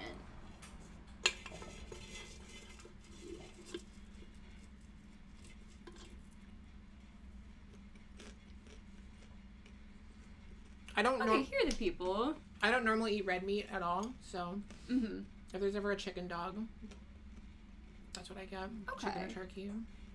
I feel like I might like that better because at that point it's just like turkey sausage. Yeah. And that I will fuck with. Yeah, the last barbecue my friend had, she got these like, it's like chicken sausage with Gruyere cheese mixed in. That sounds so Put good. those on a hot dog bun with some crushed onion. It was crushed dried onion and chipotle sauce. Wait, that sounds really good. I think the last time I had a hot dog was after the 4th. We had like a bunch left over because there were like people generally grilling. And so we like made Kraft mac and cheese and put them in that. And I was like, in this context, I will eat a hot dog. Pro tip. If you make hot dogs, you gotta put mac and cheese. Yep. Dried onion, chipotle sauce. Those are like the 3. Some combination of those. But it was very much like kid dinner. It was very good and very nostalgic. Okay, again, why is there no one here? It's so spooky. Because the rides are closed. It's off season. That's what the guy was saying. But still, like, they just let her walk in? Right, which is... The gates are closed. Unattended child. I've been there off season too. The gates are closed. You can't go in. Oh. No, we have to have a scene on the teacups. We gotta ride the ride. No. I guess they go back when it's open. Oh, maybe. When she learns to have fun. This poor child. That was a cool shot at the subway. With crushed pineapple, crushed chips, and a sauce. That sounds really good. Yeah, that sounds really good.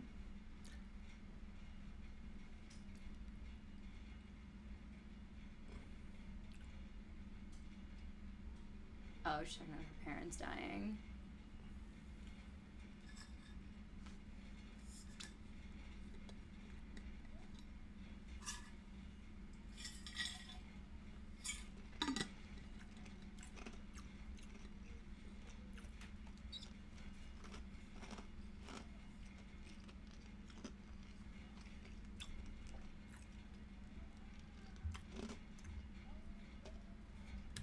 Damn.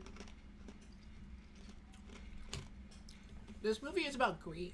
Like, yeah. It's a comedy, but like... Because they both are... I gotta go through these Rotten Tomato reviews now are pissing me off. Yeah, wait, what did people say? What were the low ratings? It's all too cute and too forced for words. I don't find it cute at all. I mean, it's like whimsical sometimes. This alleged comedy is so tedious that it feels twice its length. I hate men, actually, is all I have to say on the issue. It's an unfunny, rhythmless comedy. Damn. Ridiculous. Oh.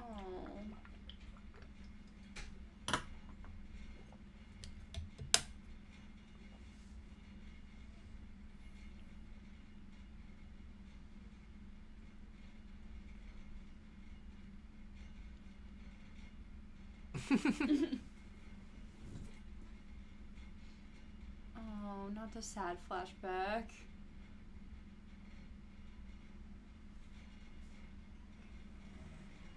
Great casting, though. That kid does look like her.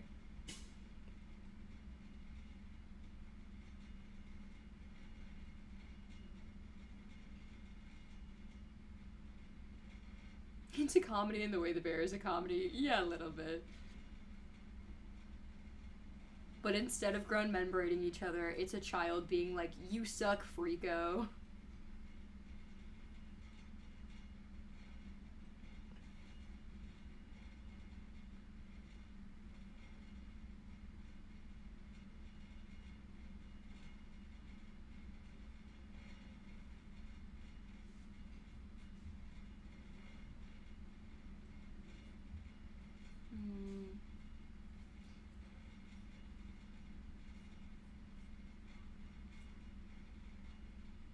I'm both like, this is very touching, but at the same time, I'm like, we are making this kid be a parent, like, what is it called? Like, parentalizing this child even further. Yeah.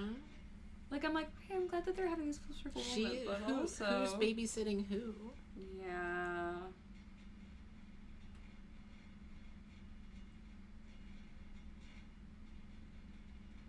Oh.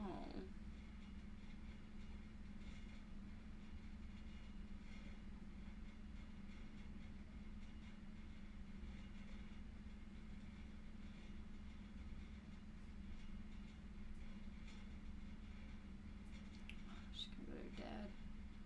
Damn.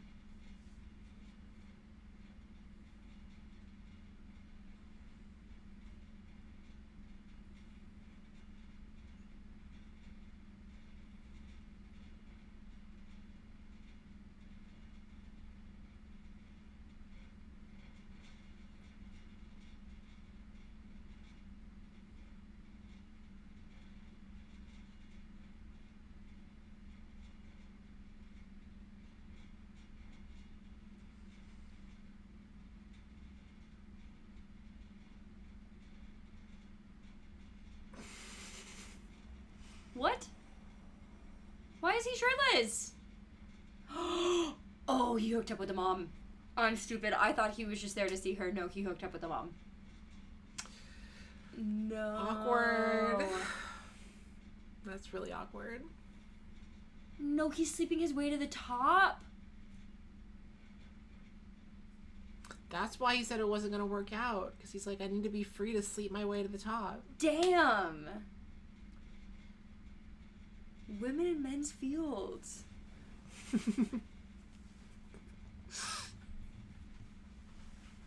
No. She's having a moment now.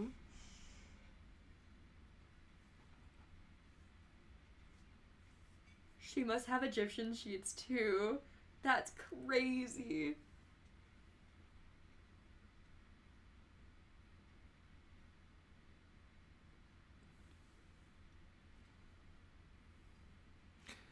Hi, Quinn. We talked about your creepy ass school. Oh, yes, yeah. We had a conversation a few streams ago about my high school and how it was designed by a guy who made prisons. No. My high school had like no windows. She just jumped into the river. I don't know what she thought she was doing.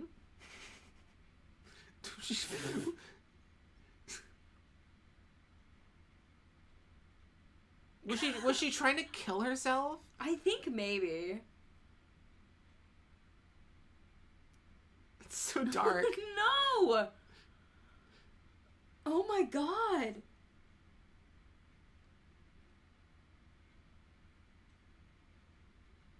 Wait, what? Oh, why did she sink there?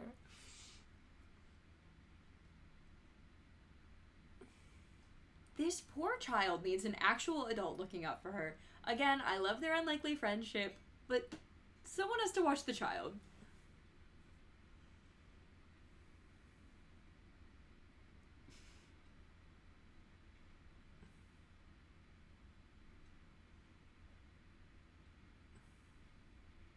See, she got over her medical fear to take care of her. This is true.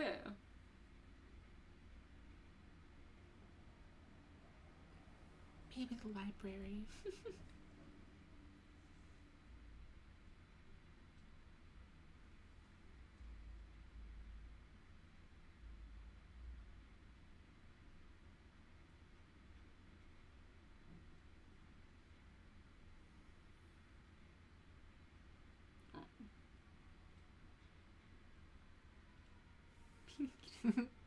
I'm dead.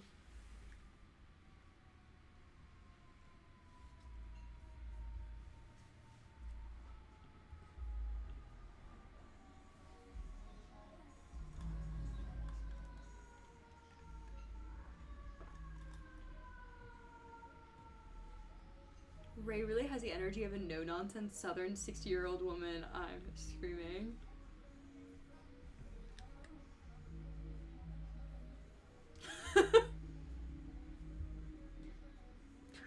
But she's sleeping in her bed.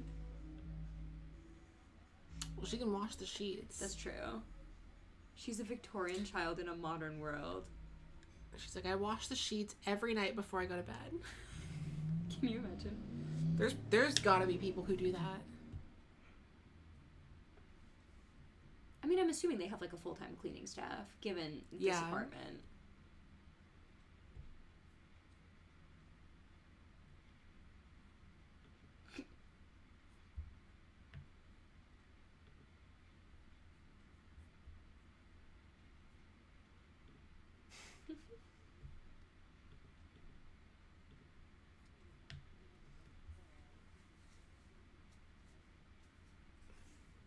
Imagine having your claim to fame being the vegetative dad in Uptown Girls.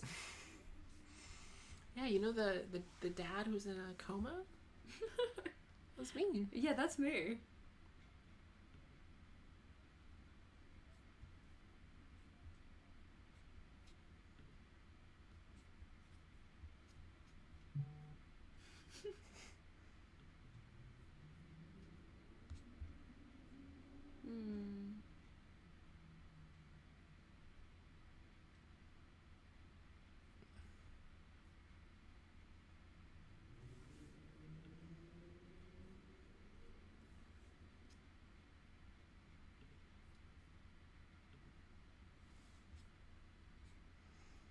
I don't know why the pig is from Thailand. Apparently that's canon. No. Oh. Wait. I was almost on his board for getting... I was almost on board with him for getting pissed about the DIY thing without asking. But this... No. No, sir.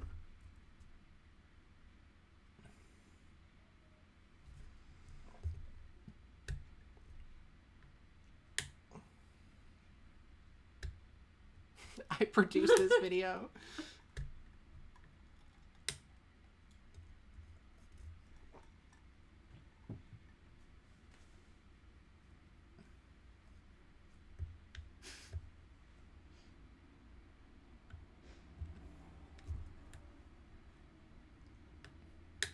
Abe, I don't know. I think Adam Sandler made some good 2000s. He made like one. Yeah. He made what was like a good Adam Sandler movie in the 2000s? Like he had some.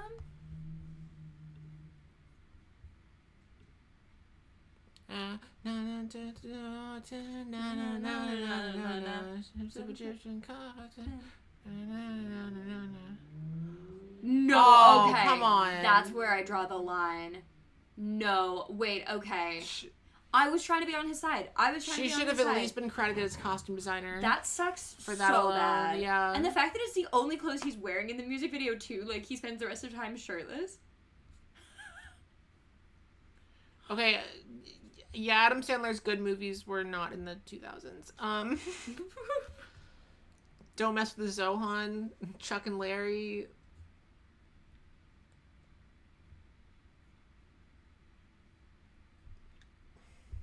I knew it. He's gonna come on to her. What? The Lizard King.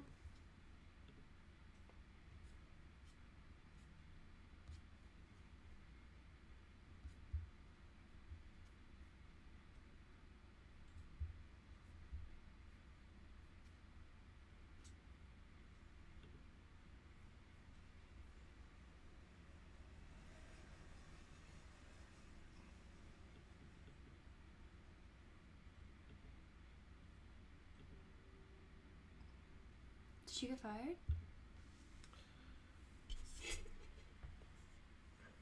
What's going on? Chris, my dad loved Don't Mess with the Zohan, but if you try to watch it now, in today's, do you know what that movie's about? No. He plays a former IDF soldier who moves to New York to become a hairdresser. I feel like that's the case with most movies that a dad loves, is always like... He's also like very gay-coded. He's like a gay-coded former Israeli soldier. What year did this come out? 2007. Holy shit. What did she do?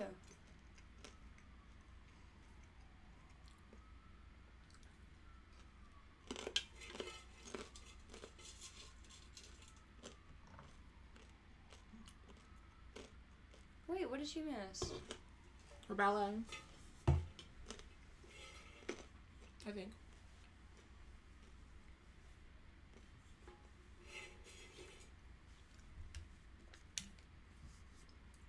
Oh, did the dad die? Oh, that's what she promised. The dad died, and she said if she if she talked to him.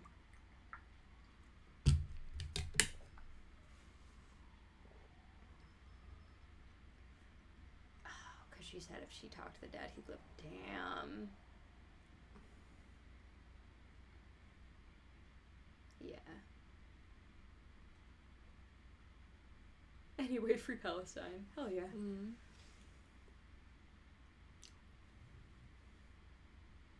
That's not... Come on.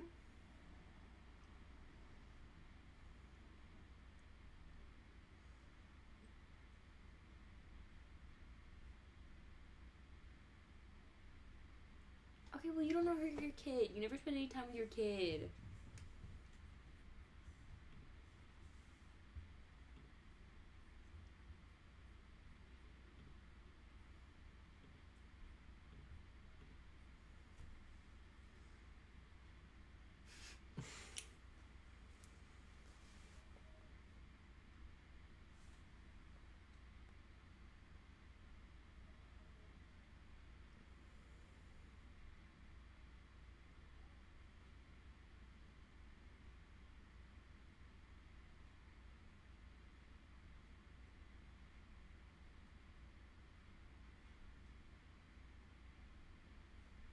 I mean, I'll give her that. Get her.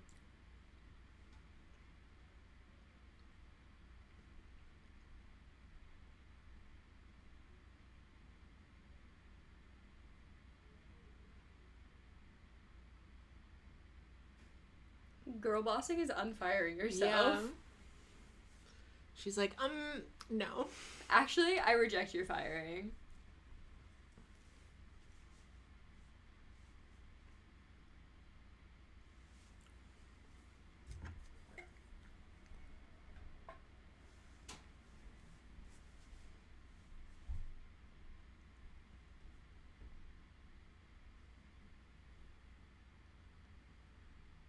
Yeah, you were talking about Adam Sandler comedies, though. Like, Punch Drunk Love is a good Adam Sandler movie, but that's not really a comedy. Uncut Gems. Yeah, Uncut Gems. He's been in movies that are, like, not really comedies that are pretty good.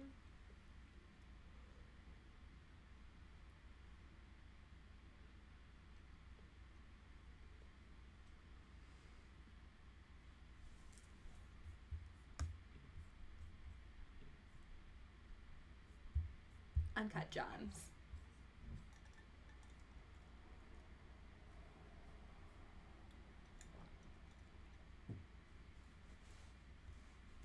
Damn, she's just reading everyone tonight.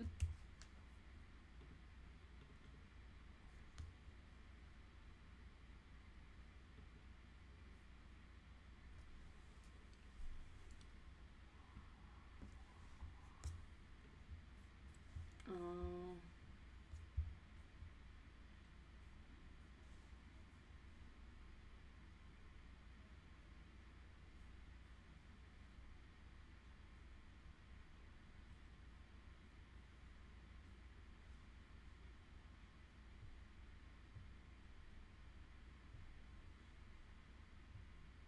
She learned from Ray how to drop hard-ass lines. True.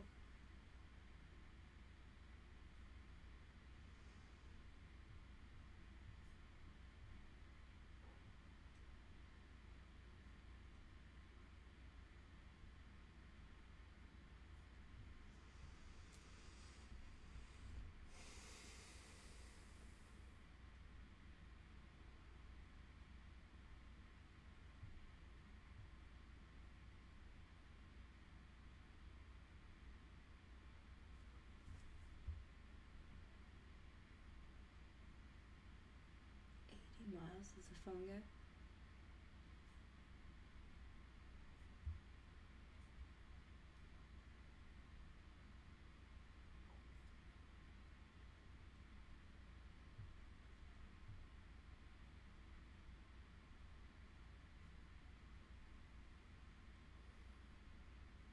Is it gonna be like Ray called it and spent the 75? Like, it's gotta be something like that.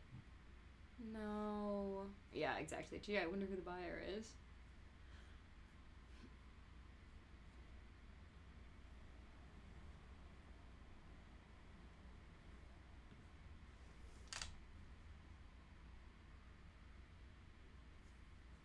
Oh, she got her own place.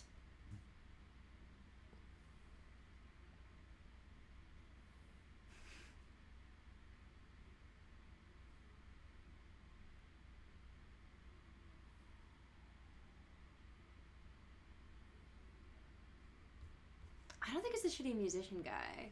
I bet it's Ray, yeah. I agree with you, Richard. I think it's Ray.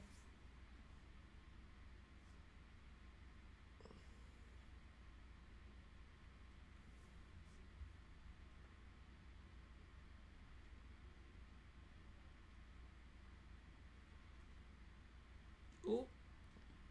Love a good Murphy bed. Yeah. A Brittany Murphy bed. That's what they're called. I forgot that's what they're called.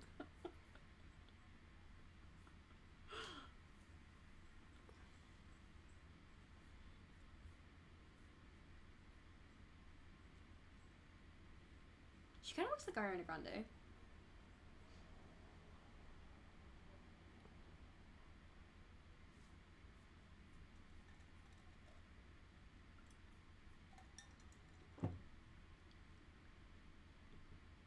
Oh no.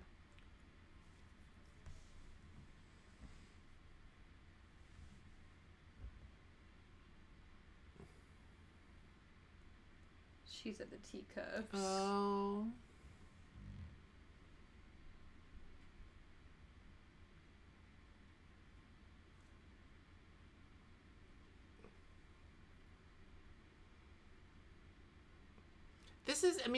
This movie's kind of a comedy, but it's more drama than comedy, Yeah. I feel like.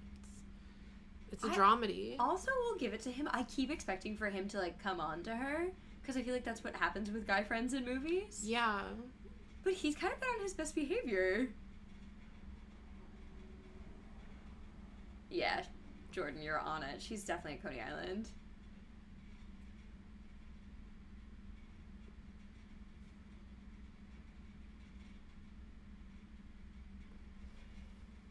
I've lived here for almost 10 years. I've never ridden a ride at Coney Island. I haven't either, I've been to Coney Island, but when you go, the rides are all like, it's like $15 a ride. Really? Yeah, it's like ridiculous.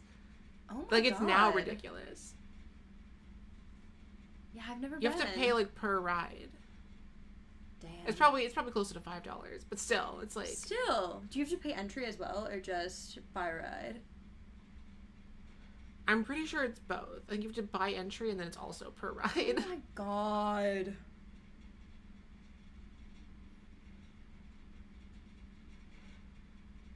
Said it's a quote feel-good movie. It's okay. My mom once famously told me that Fault in Our Stars was a quote friendship book. Oh.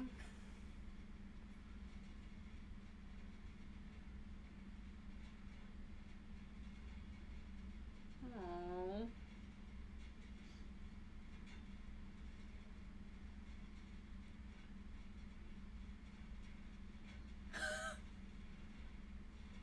They're spinning out their grief. They're literally spinning out.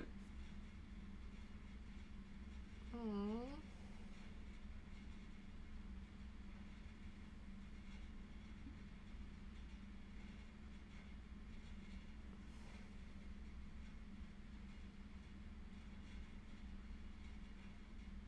Not over the trash can, next to it?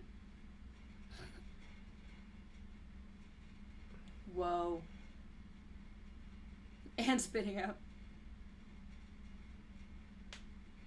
What kind of friendships does my mom have? I don't know. Apparently, deeply upsetting ones.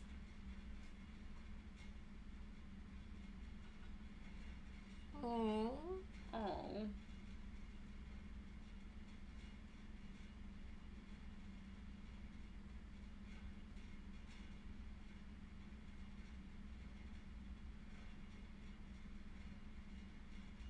There he is.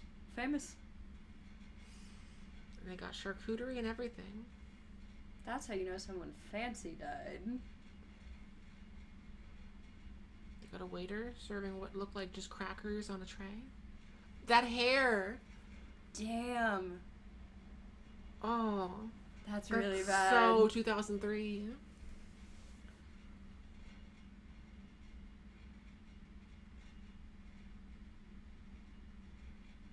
Wait. Is that, Those guys are famous. wait, that's the guy from, Ink Wars, but he is a rock star. Dave Navarro. Yes. I know him He was from the Ink guitarist Wars. for Red Hot Chili Peppers. Oh, okay. These are famous people. Okay, yeah, these are cameos. So who's the blonde? The studio paid next to nothing for Dakota Travels. Mark McGrath. He was the co-host of Extra. Oh.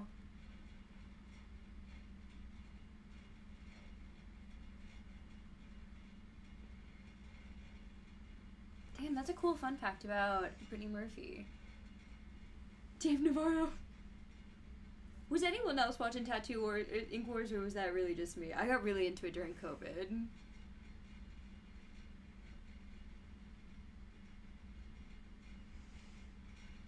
Oh, he's the singer from Sugar Ray. Okay.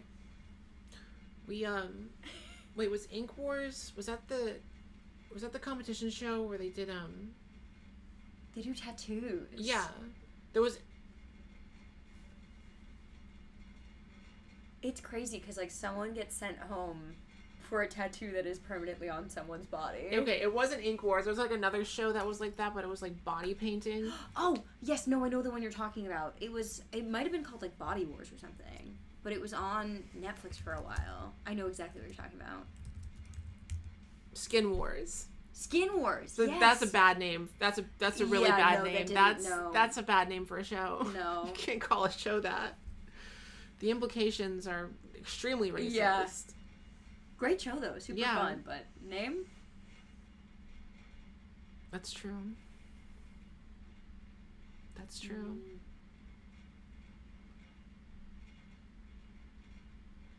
Wow, that's the only nice thing she said all movie. That's crazy.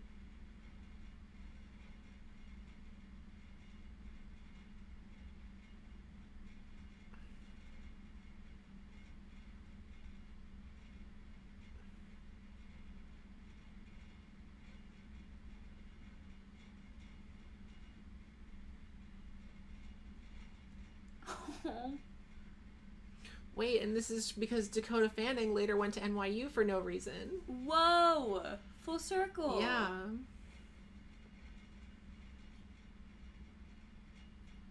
Oh.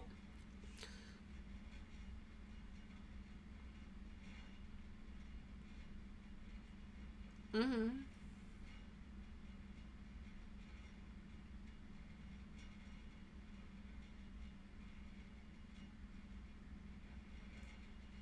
Wow, okay, her mom showed up to an event.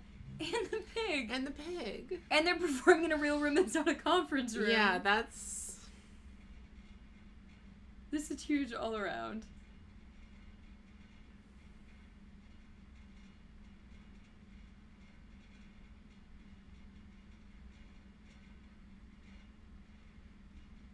Yeah. Oh, she got a solo? Hell yeah, girl. Yeah.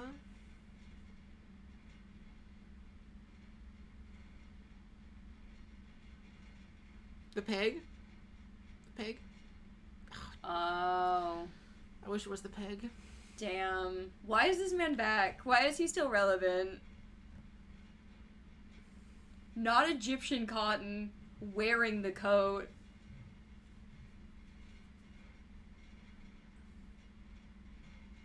I hope he...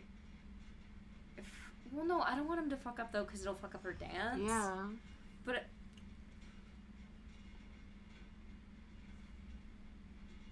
Performative male. They would have had to rehearse this, too. Like... Should have been the pig.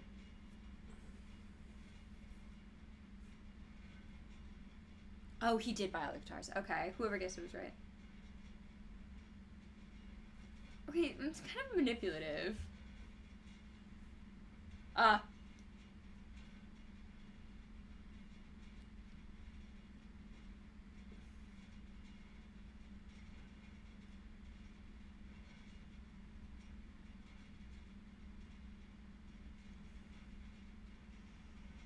Okay, they would have had to really rehearse this.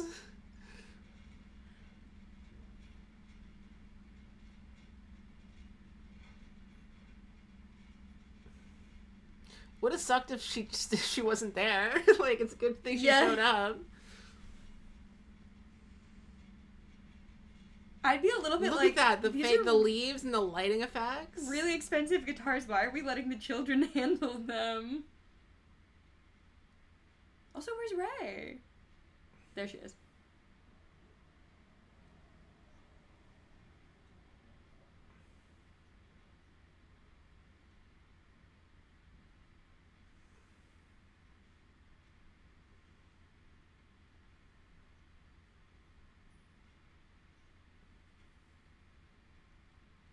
Sorry, movie, he still sucks.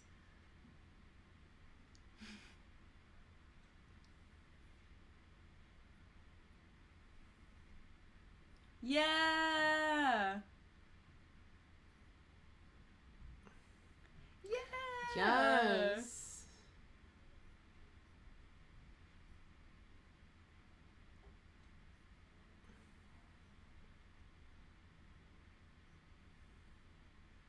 Again, the rehearsal that would have had to go into this. This is like choreographed and...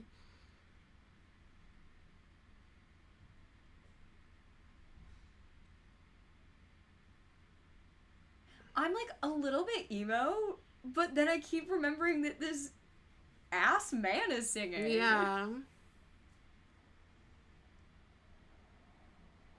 If she gets back with him, I'm saying fuck this movie, and you'd be correct. This song sounds bad. Sorry. Yeah, that's the thing. It's like sentimental, but like, it's not a good song.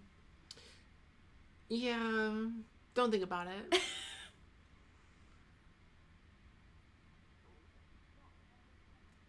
And everybody clapped. Yeah.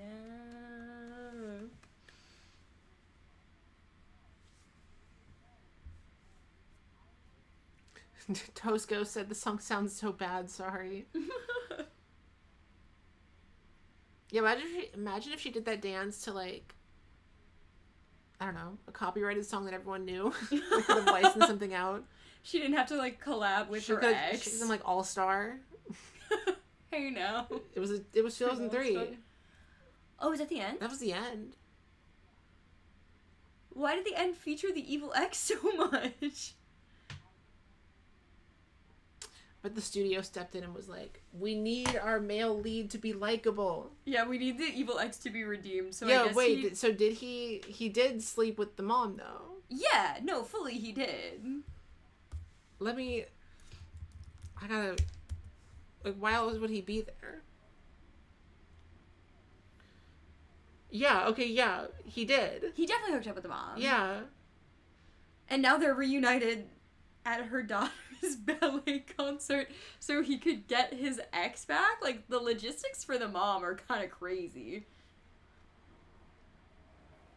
I love the Wikipedia page. Like, the final sentence of the plot description is, he plays using Tommy's acoustic guitar while the remaining ballerinas dance with the other guitars, revealing that Ray was the unknown buyer of Molly's guitars. And in parentheses, Dakota Fanning confirmed this in an interview. Okay, good, because I didn't want it to be the evil ex. I'm glad that it was... That was very unclear. Confirmed right. I did actually think it was the evil ex when it was like that. She just used him. Yeah. She just used him to perform. He's the only one who can sing, so I guess he had to be there for the Dead Dad song. Or they could just play it. Yeah. They didn't need to involve him. Her mom works in the music industry. She could have gotten a different man. Yeah, you had the guy from Red Hot Chili Peppers. Yeah, get Dave Navarro. Yeah, you could have had Dave Navarro do it. Dave Navarro was singing Molly Smiles. Or the Sugar Ray guy. Apparently in that scene, Nas and Carmen Electra were also in that same scene. Oh, what? Oh, during the funeral. Okay. Damn. Alright, I need to read y'all's reviews. What is this song? I don't know. I'm kind of bopping to it. Kind of better than Molly Smiles. Maybe if this movie was more successful, it would have gotten a sequel that would have explained a bit more. Charlie XCX. I followed Charlie XCX on Letterboxd, and she said, 5 stars. Damn. This is a brilliant movie. Maybe it's perfect. Brittany Murphy is dazzling and charming and hot and funny with personality and abundance and a closet to die for. Dakota is cool too. I even love the rock star guy who thinks hooks are for sellouts. Coney Island, messy girl aesthetic, a ballet choreo routine with electric guitars. We need more movies like this, please. Hell yeah, Charlie You know XCX. a movie has to be good for Charlie XCX to leave a review? Damn. I've been following her Letterboxd for a while, and she'll like and leave ratings, but she barely ever writes anything. What does she typically like? Like, what's she getting up to? I'm gonna go look at her profile. Let's see. Last month she watched the Charlie Sheen documentary. Oh. The Usual Suspects, some French movies. She watched a lot of art house movies, actually. She just watched Autumn Sonata.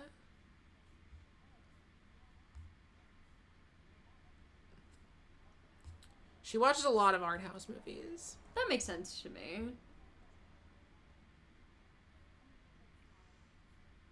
She's also like watching a lot of classics too. Like she just watched The Birds for the first time apparently. Huh. Okay, Charlie. I think she said once that she like watches movies when she's like traveling, like when she's on planes and stuff. Oh, okay.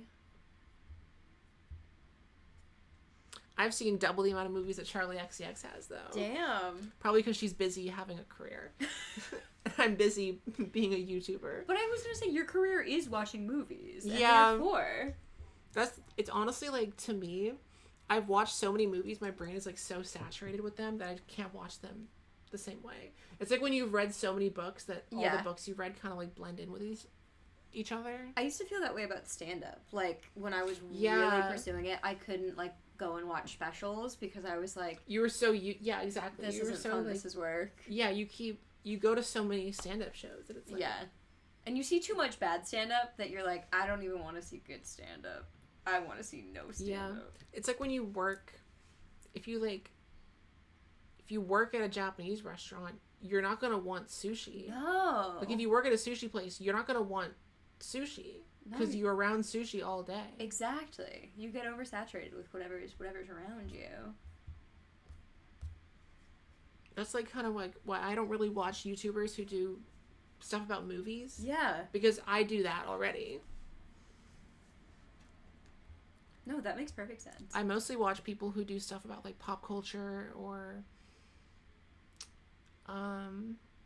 theme parks. I like that kind of history and like. Do you do video Defunctland? Games. Yeah, I love that. I've just gotten into Defunctland, and it is. You should watch. So much my fun. favorite Defunctland video is the one where they explain like the craziest party that Walt Disney ever threw. Ooh. It was like the after party for Snow White. Okay. And, like Walt Disney rented out a whole hotel, and his staff like destroyed the place. Like I gotta get into this. They like took a horse into the hotel room and like oh my god, ruined the pool, ruined the hallways. Like I gotta check it out. I've seen the one on lines, like the way that they like redefined how lines work, and I've seen the like rock band documentary one, which was actually very tragic. Okay, let's see what everyone had to say. Oh my gosh, I love when we raid the letterbox page. Let's see. YouTube knows too much. My followers. Richard said, Ray needs more cookies, hot dogs, and Lexapro in her life. Squid said, why was Dakota Fanning's character straight out of a Wes Anderson movie? Wait, true. Yeah, the way she talked especially was very, the timer's still going.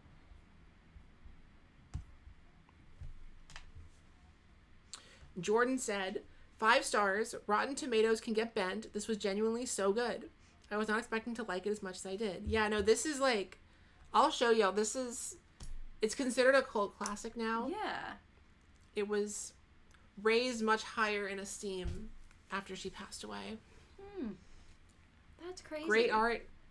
Isn't appreciated in this time. I don't know what critics could be mad about, though. I mean, I get it. It's like, maybe it was a case where it was super mismarketed, where it was really sold as a comedy and people felt bait and switch. Yeah, I guess. But wouldn't the men prefer a drama? I don't know. Men like sad things. I don't know. Snowy Yoshi said, this film left one burning question unanswered. Where in the apartment does the pig piss? True. Yes. I'm wondering that, and I'm wanting to know. Kudelia said, 300 thread count really changes his life. Nebula said, Evasive made me watch this, and now I hate Dr. Chase from House. Camilla just left a yellow heart. Ren said, really sweet movie right up until it tried to redeem the shitty ex-boyfriend character at the very end. Correct. Anne said, this was so sweet. Both Dakota Fanning and Brittany Murphy were phenomenal here. I love how the chat booed Neil's return at the end. It's what he deserves. That most recent review is not even my group. That is someone else.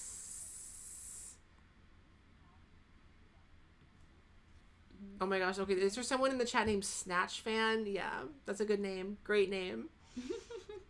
Uptown Girls is an underappreciated film from the early 2000s about love, loss, and found family. Perfect for young women, single parents, fans of House, and gaslighters. Dance, don't walk to see Uptown Girls today. What was your username? What did it used to be? Did you change your username to Snatch Fan?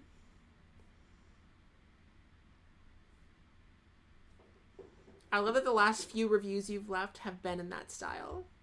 When we watched Ma a couple weeks ago. Oh my gosh. With Alex Kim. Oh, love. Yeah.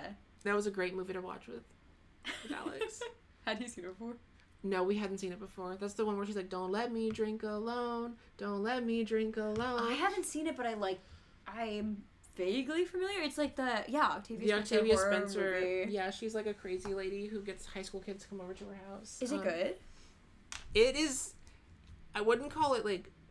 It's good, but it's mostly because it's like Octavia Spencer just having fun. Okay, because she can kind of make most things good. I gotta play the. Hey, this is Mom. I got a new number. Just picking up a few things. Don't make me drink alone. And I don't want to hear any of this. I have homework crap. Don't make me drink alone. Don't make me drink alone. Don't make me drink alone. I'm dead. Don't Wait. make me drink alone. That's spooky, because the premise is just that she's like a random middle-aged woman. Yeah, who like lets kids party at her house, and then she kind of gets overbearing and is like, why don't y'all want to talk to me anymore? That is spooky. Don't make me drink alone. Don't make me drink alone. Let me see if there's any other reviews. I have to leave my review. But before I do, I want to show you something. I want to show you the satisfaction that I'm about to get from filling something out. Let me finish reading your reviews. Lauren said, "This is your sign to stay away from the singers." Abe said, "The critics at the time were wrong about this film. Dead wrong." True. "A genuinely good comedy drama that knows how to properly balance the two genres, delivering laughs and even tears while also giving two memorably sweet performances from Dakota Fanning and the late Brittany Murphy. It feels good to see people enjoying it now more than back then." Drew, it's also like kind of its time too. Like it's also a time capsule of the early 2000s. Yeah, it is like with the fashion and the apartments. Yeah. Although actually, the cameos. Her last apartment, I've like, where it's like supposed to be shitty and bad. That's one where I've been in bad walk-ups. Yeah, I've like been in that. worse. I've been in apartments where the bathroom is this small and there's like a hot metal pipe right under the sink. Always the hot metal pipe. You gotta watch out for it. Nico said, "Someone get me Molly Gunn's closet, please." Agree.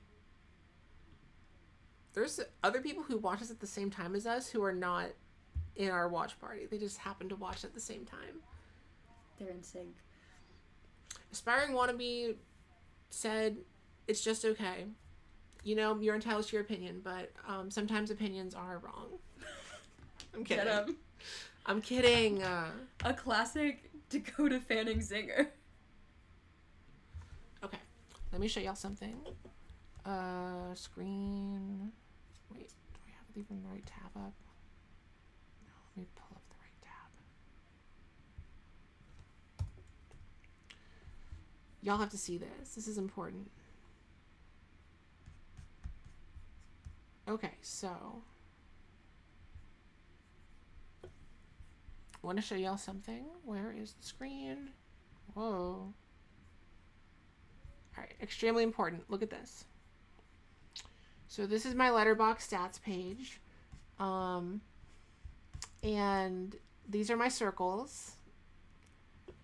Now, the circle for top 250 most fans used to be at 100%, but it keeps dropping down because new movies get added. So part of why I wanted to watch this is because I really want to fill that back up again because it's bothering me that it's at 249 out of 250. Gotta get the final 1%. Yeah, and that's the only one that's left right there. Hell yeah. So very exciting. I'm gonna do a review on the other screen, and then I'm gonna press refresh, and you're gonna see the it. circle complete. Yeah. So kind of a full circle moment, as it were. I'm just gonna ask a simple question: should I make Downtown Boys watch this?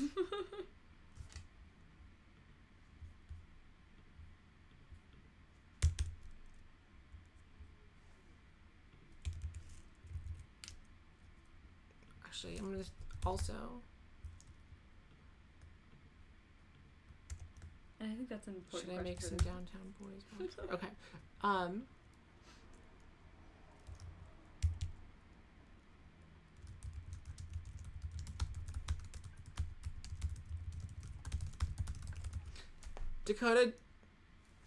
Dakota Johnson, no. Dakota Fanning with OCD, you will never not be famous. Also, should I make some Downtown Boys watch this? Question mark. Love. Really good. Oh wait, I should give this back.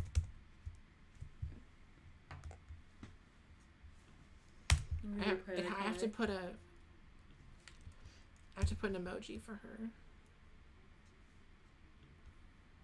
Okay. Heart. I need a heart. Give me a heart. All right. What color? What color heart? This is so important. Go away. Sparkling heart. I feel like sparkling is very. That's the one. Very Brittany Murphy fashion.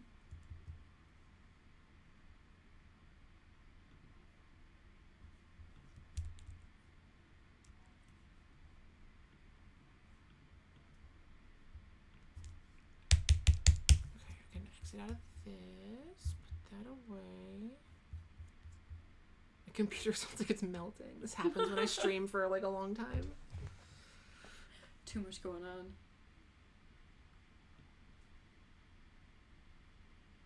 There it goes. All right, come on. Sure. Come on. Oh, my computer's so slow. Where'd the chat go? There they are. Hey, gang. Oh, it's looking freaky. Nico, you forgot to put in your Ma review? No. Okay, they just did. Is my computer, like, freaking out right now? I love I like, hype this up and then it, like, doesn't even... No, this is building anticipation. This is good. This is what the people it, like, want. fully crashed. Oh, no. That's fine.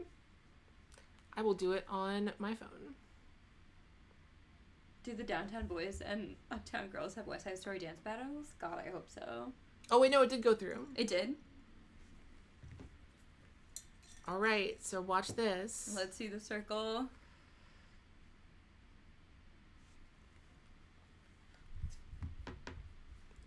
Watch this. Huge moment. Look at that. Yeah. Boom. Full it's circle. Green. There's a popcorn emoji and 100% emoji. This is huge. This is what I think that Dakota Fanning's character would be proud of me. Yeah. Ray, I feel like if Ray was into movies, she'd understand. Ray approved. Absolutely. So now I just have to see, like, this one I was at 100% before, and then new movies get added to it. Oh, okay. So what was just added to this one? Let me see. Oh, War and Peace. Oh, great. Okay, well, that's only gonna, I just have to find a spare 6 hours to watch War and Peace. God. I mean, I never read War and Peace, so maybe it'd be cool to know the story I of didn't either. 7-hour long adaptation of War and Peace. Of course, that's in the top 250 now. Of course it is. Because Letterboxd has, like, that's what's funny. So the top 250, this is the like, just average review scores. Oh. So, Japanese film, 12 Angry Men. Mm-hmm. Really depressing anti-war film, war film. And then there's, like, The Godfather. Yeah, the classics. Parasite. Lord of the Rings. Mm-hmm. But a lot of, like, art house. Okay. And I've watched them all because I had a lot of free time during quarantine. Anyway. 6 hours. Yeah. 7 hours? How long is it? The ones I have left, like this one too, there's only 2 left, and the ones that are left for this one are like a French miniseries from the 70s and a 9-hour long movie about the Holocaust. Does it count as a movie if it's 9 hours? Like, at what point do we have to call that something It's else? a documentary. It's apparently 9 hours? Yeah, it's like they never, when they would show it in theaters, they'd show it in like 3 parts. Oh my gosh. It's a rough being into movies can if you're into movies and you have OCD, it can drive you insane. Yeah. Yeah, it is 566 minutes long. Oh my gosh. I will watch it eventually, probably in very small pieces, because I don't think I can mentally handle a lot of that. I think that's probably about the right. All right, where'd my OBS go? Hello, where are you? All right, put this away. Stop looking at my screen. All right, make myself bigger again. Well, we did it. We watched a movie. We learned. I feel like a real Uptown girl now. I do too. I've never lived in that part of the city. I was gonna say, we're both kind of Brooklyn girls, but... I have a friend who lives in the Upper West Side. So you can be an Uptown girl by proxy. Yeah, but it's not... I feel like Upper West Side is the middle class Uptown. Upper East Side is the rich. Yeah, no one is Uptown girl across from the Met the way that Dakota Fanning is. Fat Fury says, you watch Lord of the Rings in one sitting, so that's like your whole day. Oh my gosh. Especially if you're watching the extended versions. Each of those movies is like 3 hours long at least. Damn. War and Peace watch party. Yeah, y'all want to watch War and Peace with me? Y'all have like a spare 6 hours? Do like a doodle poll, see when's good for people. Yeah. We'll get through it together. No, if I'm going to watch that movie, I'm going to be like playing a video game at the same time. Yeah. Like a farming sim. You gotta have a auxiliary. That's what I do. Like activity. If it's like something like that, I will also play like a farming game or Yeah. like something where like I don't have to actually like. Because if I go on my phone, I just lose it completely. Exactly. Like you have to have just enough interest, so you're like, technically, I watched it. I did something. Hi, Vampy Bites. Yeah, we just finished, but I'm gonna clean up. Could you talk to the chat for a couple minutes while I also do any more water? Are you? Oh, I'm okay. Thank you so much, though. Oh, and check these out. These are, my roommate went to Greece and brought back some sour candy. Hell yeah. You want to try some? They're like gummy Skittles. Ooh, yeah. Wait, y'all look at these. These are like gummy Skittles. Very interesting. They're pretty alright. Okay, this has turned into a food review. Yeah. Let's see. Give it a shot. Okay, this is the green one. Oh, camera's up here. Wait, what are these called? These are called skirt scum. Cert scum. Cert scum. That's the name. Ooh. Okay, that's really good. It's sour, but it's kind of like marshmallowy. It's maybe sour apple. I don't know what flavor it is, but it's very good. I may or may not have watched all 4 of the Naked Gun films at the same time. And you know what? Hell yeah. At least those are short, though. Those are like an hour and a half. Yeah. Lord of the Rings is like 3 hours each. Oh my God. Each part. That's a commitment. Okay, we're trying the yellow one. I want to try both flavors, but the green one is very good.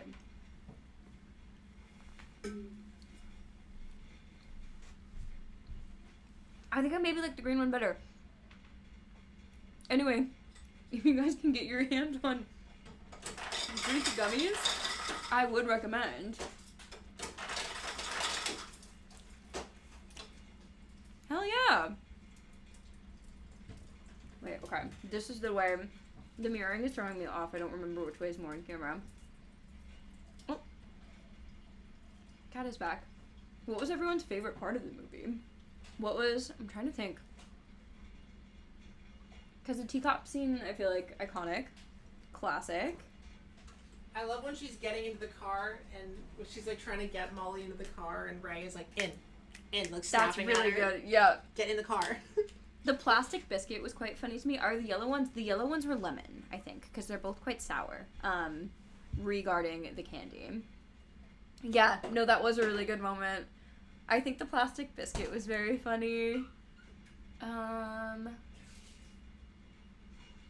Eating the hot dog was funny. Like how none of my favorite movie moments were like the sad or poignant ones. I like the part when Molly popped off on the shitty mom and ex. That's true. She was just going off and speaking her truth to everyone. Dakota Fanning's deadpan line delivery was perfect. Yeah, her insults where she was like, "Get in, freako," were really special to me. Every part the ex-boyfriend wasn't on screen, that's objectively the correct answer. That's just like, she played obsessive compulsive disorder so well. Right? In like, a way. They never say that's what she has, but it's so clear that's what she has. Yes, and I think it's even better because they don't name it. Because if they named it, it would be a little bit like, okay, now we're like really trying, but the fact that they just let it be, yeah, totally. Very much agree. Yeah. That's just, and you can understand why she is because of her dad. Like, it makes... Yeah. They definitely, like, it was well written. Shout out to my NYU professor for, that's how I am the way I am now because she taught me. All right, so if y'all look at the crew for this movie, when it says screenplay by, the second name, Mo Agrodnik, she was my professor at NYU. That's so funny. Was it, you said freshman year? Yeah, it was, the class was called Storytelling Strategies. It was like the freshman year, like intro to creative writing class. She did make us watch Boys Don't Cry, but that's another story. That's another story. She had class out of her house. Which is honestly, like, kind of iconic. No, as a freshman, I will never forget that. Because, like, we had class in a classroom for, like, the first month, and then she was like, y'all want to just come to my house instead? She'd give us, like, we'd sit around her giant, fancy, like, aged oak table. Oh my god. She'd give us, like, Tate's brand chocolate chip cookies. As Socrates intended. It does feel very, like... She gave us, like, Tate's cookies and, like, water. She was like, all right, everyone, let's talk about what you wrote this week. I kind of love that. Like, that's she never once cool. brought out Uptown. Maybe she did bring up Uptown Girls and I just forgot, but I don't remember her ever bringing up this movie. If I wrote this movie, I would be talking about it all the time. She was one of 3 people who wrote it. Yeah. I looked up the other names were also, like, NYU staff adjacent. Oh, there we go. Like, they did work at NYU at some point, so... So we played it right being a little NYU advert today. This was an NYU-type movie, even though they never... It's NYU coded. They never go to Washington Square, though. Yeah, that's true. They go to Coney Island. They don't go to Washington Square. NYU, by nature of... It stars the lead character is a Nepo baby. And NYU loves a Nepo baby. Many such cases. The part where Molly is applying to fashion school and she says raise fundamental lines. Yeah. That was very sweet. I liked... The ending would have been great if the evil X wasn't there. I don't know why he was there. Why are we justifying him? The stream is sponsored by NYU. God, I wish. No, instead they keep asking us for money. Do they think we have it? Do they think? For a while, they kept calling me. They were calling you? Yeah, they were really trying. I don't know what they thought I had. They just email me. I was saying I'm wearing my NYU shirt today because we're shooting a web series, and we're like out and about in the wild right now doing the exteriors. And do we have the proper permits? No. Are we wearing NYU gear so that if someone asks, is this a student film, we say yes? Yeah. So that's why I had my little... Yeah, what is this project that you're working on? Oh, this is a web series that I co-wrote and I'm co-producing and I am starring in it because the thing about me is I have a giant ego. But it's called Final Girl and it is like dark comedy slasher about basically like what happens to the final girl in a horror movie after the movie ends, and the answer is largely she has to work a shitty temp job like the rest of us. But she, like, low-key thinks she's famous still, in a way where, like, true crime, you know... Yeah, because she survived a serial killer. Yes, and so they're, like evil podcasters. It's like, girl, you're not special, we all have trauma, too. Literally. Oh, wow, you were chased around by a guy with a knife and a chainsaw in the woods. Big deal. Fully asking the My question... mom was rude to me. Fully asking the question, what if women were insufferable? That's so cool. I love that you're, like... Especially at NYU, they always kind of hammered in, like... Make your own Make shit. a web series. Or, like, look at Broad City. Literally. Look at High Maintenance. Look at, some other examples, probably. Insecure was a web series, right? Oh, yeah. Look at Insecure. Look at, they probably say look at Hell of a Boss now. Yeah, Drunk History. There's a bunch of them. But, yeah. Web series. I'll start a web series. It's called Evasive. I don't know. I could take my series on if I could do like Jubilee. Yeah. I just gotta like hire a full-time staff and then I can put out like 3 reaction videos every week. Get like a giant white warehouse to just like... Just source people from Craigslist. Yep. They're all like wannabe actors too. Yeah. Put in like a factory system. You could do... And hey, I think you could do I mean, this. that's like the natural progression if I kept this going for like 10 years. And... Yeah, absolutely. No, I'd love to be like a TV writer. Like I would love to get a writing job on a TV show. Ooh, what would be like your dream show? I don't know. I would love to like write for like one season of like a sitcom. Yeah. And then do YouTube the rest of the year. But then for those like 3 or 4 months, right, you have like a guaranteed job. That's really fun. No, that's like honestly, writing this has been very fun and very scary. Because it's like a different kind of long form to do, like, map out a season. And when you're writing, you know that, like, you're also going to have to figure out how to film it. And, like, so you have to really think about, like, what's actually possible. See, that's the issue, is I didn't do that. And now... now we're trying to find filming locations. Because as I was writing it, I was like, this'll be fine. And that's on me. Yeah, let's just put it in a big, famous public park in the middle of the day. Literally. And now I'm like, oh, I should have said it all in a single apartment that is exactly like my apartment. And that's on me. That's how it goes. Hell yeah. I don't know, if you watch the Broad City web series... Because when they did that, it was mostly just two characters, so... Yeah. They did film it very, like they have scenes where they're on the subway. There's, like, a whole episode where they're on a subway platform, and they're just shooting it all guerrilla style, right? But the main way that they disguised it was they shot it on iPhones. Oh. And this was, like, early 20, so the quality is not very good. I saw their, like, pilot, because I didn't realize they were so short as well. They're, like, 2 to 5 minutes. Yeah, you can get away with a lot by shooting on a phone. Yep. Like, I just went to the Empire State Building for the bit at the end of the Tall Girl video. At the end of the video, I'm like, I'm going to take them to a really tall building to find out how's the weather up there. And then there's a bit where we go to the Empire State Building. I filmed that just on my phone. Did you bring the short guys? Yeah. I had this whole montage at the end where we all, like, go to the Empire State Building. Oh, but I was filming them, like, the whole time we were going. And, like, I was just on my iPhone. So it just looked like I was a tourist. Just taking pictures. They don't know. In conclusion, Uptown Girls gets 4 out of 5 Oscars. Very generous. We were, again, great art is not appreciated in its time. It's not. But here we are to appreciate it. What other movies came out in 2003? I gotta remind myself. I think. I mean, I know that, that other Dakota Fanning movie, that was the same year as Kill Bill. Oh, Legally Blonde. Was this the same year as... It was also the same year as Freaky Friday. Oh, wow. Good year for movies. Freaky Friday, Elf, School of Rock. Whoa. Wait, really good year for movies. Yeah, Love Actually, Finding Nemo. A lot of classics. Kill Bill, Matrix 2 and 3. Damn, back to back. Yeah, that was famous. They put those two out in the same year. It was like a part. It was like a 2-part thing. Cat in the Hat. There we go. Yeah. Tokyo Godfathers. The Room. Holes. I just started rewatching that actually the other night.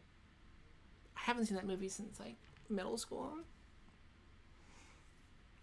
Pirates of the Caribbean. The first one. Oh, wow. Wait, really? A lot of classics. 2003. The year you were. Lord of the Rings 3. Too Fast, Too Furious. Is that bottom one? It was Legally Blonde 2, not Legally Blonde 1. Okay. It was Legally Blonde 2, not the same. The one where her dog is gay. I never saw Legally Blonde 2, so I don't know this. I saw it before Legally Blonde 1 because it was, like, one of my teachers, like, it was the chorus teacher's go-to I Don't Want to Work movie that she would, like, play for us. Real. And she's planning her wedding in Boston, and then she gets into animal rights law and activism because she finds out that her dog is gay.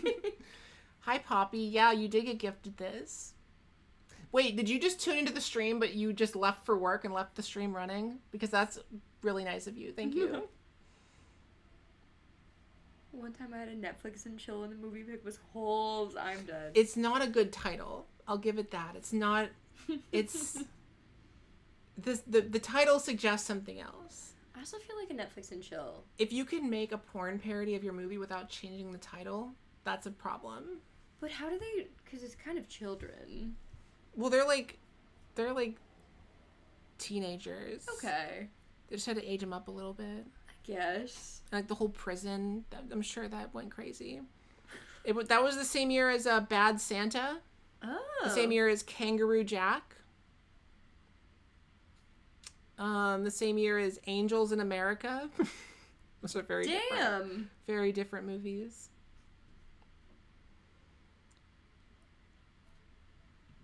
I'm getting to the more obscure stuff. The same year as Piglet's Big Movie. Okay. And Geely, the movie where Ben Affleck converts a lesbian. Damn, you hate to see it. And the lesbian is Jennifer Lopez. Oh, of course it is. That won the Razzie for Worst Picture that year. Yeah, that makes perfect sense to me. What else would they call it? Dig? That was, the same year as Rugrats Go Wild, the Rugrats Wild Thornberrys crossover movie. I remember watching that in someone's minivan. 2003. What a year. So much good cinema. All right, I've run out of notable movies. It was the same year as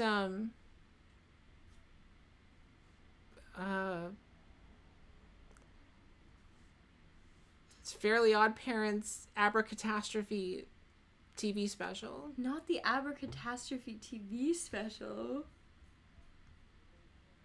Yeah, I'm out. I'm fresh out. That was the same year as Air Bud Spikes Back. A classic. Should I watch every Air Bud movie for a video? Oh, I think yeah. That's good. There was Air Bud 2, Golden Receiver, Air Bud 3, World Pup, Air Bud 4, 7th Inning Fetch. Do you think they're coming up with the titles first and then being like, this is the sport he's playing this time? Whoa, wait, Air Bud Returns? Where did he go? They're making an Air Bud Returns? Hell yeah, Air Bud. Wait, I gotta look this up. It's coming out next year. I can do this. I can watch every Air Bud movie and then do a video before the new Air Bud movie comes out. There we go. Air Bud Returns. Is it the same dog? I hope so. Oh, but maybe I'd have to also watch because there's also the Air Buddies movies. Yes. Air Buddies, Snow Buddies, Space Buddies, Santa Buddies, Spooky Buddies, Treasure Buddies, Super Buddies. Damn. Air Buddies, The Search for Santa Paws. I think I saw Air that Buddies, one. The Search for Santa... Air Buddies, Santa Paws 2, The Santa Pups. No. I love these titles. Air Bud Returns. Okay, I have a letterbox list of, like, sequels that came out decades later. I gotta add this to the list. Simply must. Do you live far from here, by the way? Not too bad. It's like a couple stops on the train. Okay. That's pretty easy. I know I've had people on stream before. I had to leave early because I live in, like, Queens. Oh, okay. I mean, I might have to start running in the next, like, 10 minutes. Yeah. No, I'm just going to wrap it up now. Not bad. Yeah, I have to do a lot of writing tomorrow. Ooh, very exciting. What are you writing? About 50 Shades of Grey 3. Yeah. Which you're in. Everybody check it out. I recorded 50 Shades of Grey Part 3.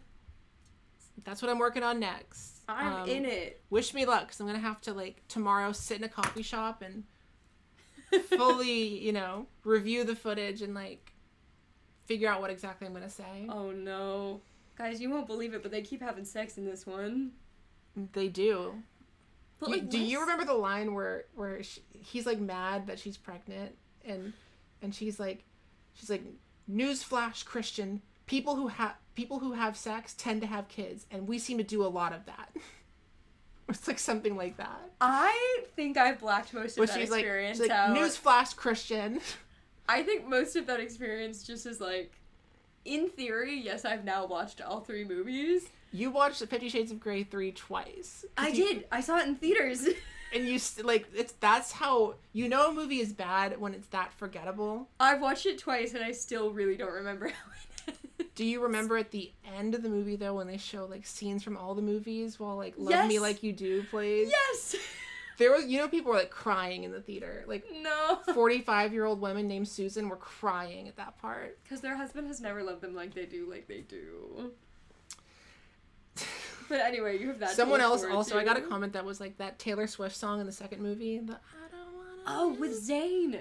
Yeah. Forever. Apparently, she sang that as like. She does like a deep cut surprise song. Oh yeah. She did that in Chicago, and apparently she cried when she sang that song. It's not a good look to be crying while you're singing. Maybe she forgot that she wrote it for 50 Shades. Yeah, maybe she, like, wrote it for an ex and it meant something to her, but... And she was like, they need a song for 50 Shades. I'll just give them this one. I hope that, because otherwise, maybe she's crying because she's thinking about the 50 Shades movies and how bad they are. She's crying because she doesn't want to live forever, like the song says. She's a vampire and she's really upset about it. New lore unlocked. This third one had a song by Rita Ora, so... Oh, yeah, because she's in it, because she's the sister. She's the sister. She gets kidnapped. She's blonde. I don't want to spoil the whole movie. You're all going to forget it in the next 10 minutes anyway. All right. Join me again for next weekend. I don't know who I'm having or what I'm doing, but I will figure it out. Love y'all. Good night. Bye, guys. Thank you for supporting the arts.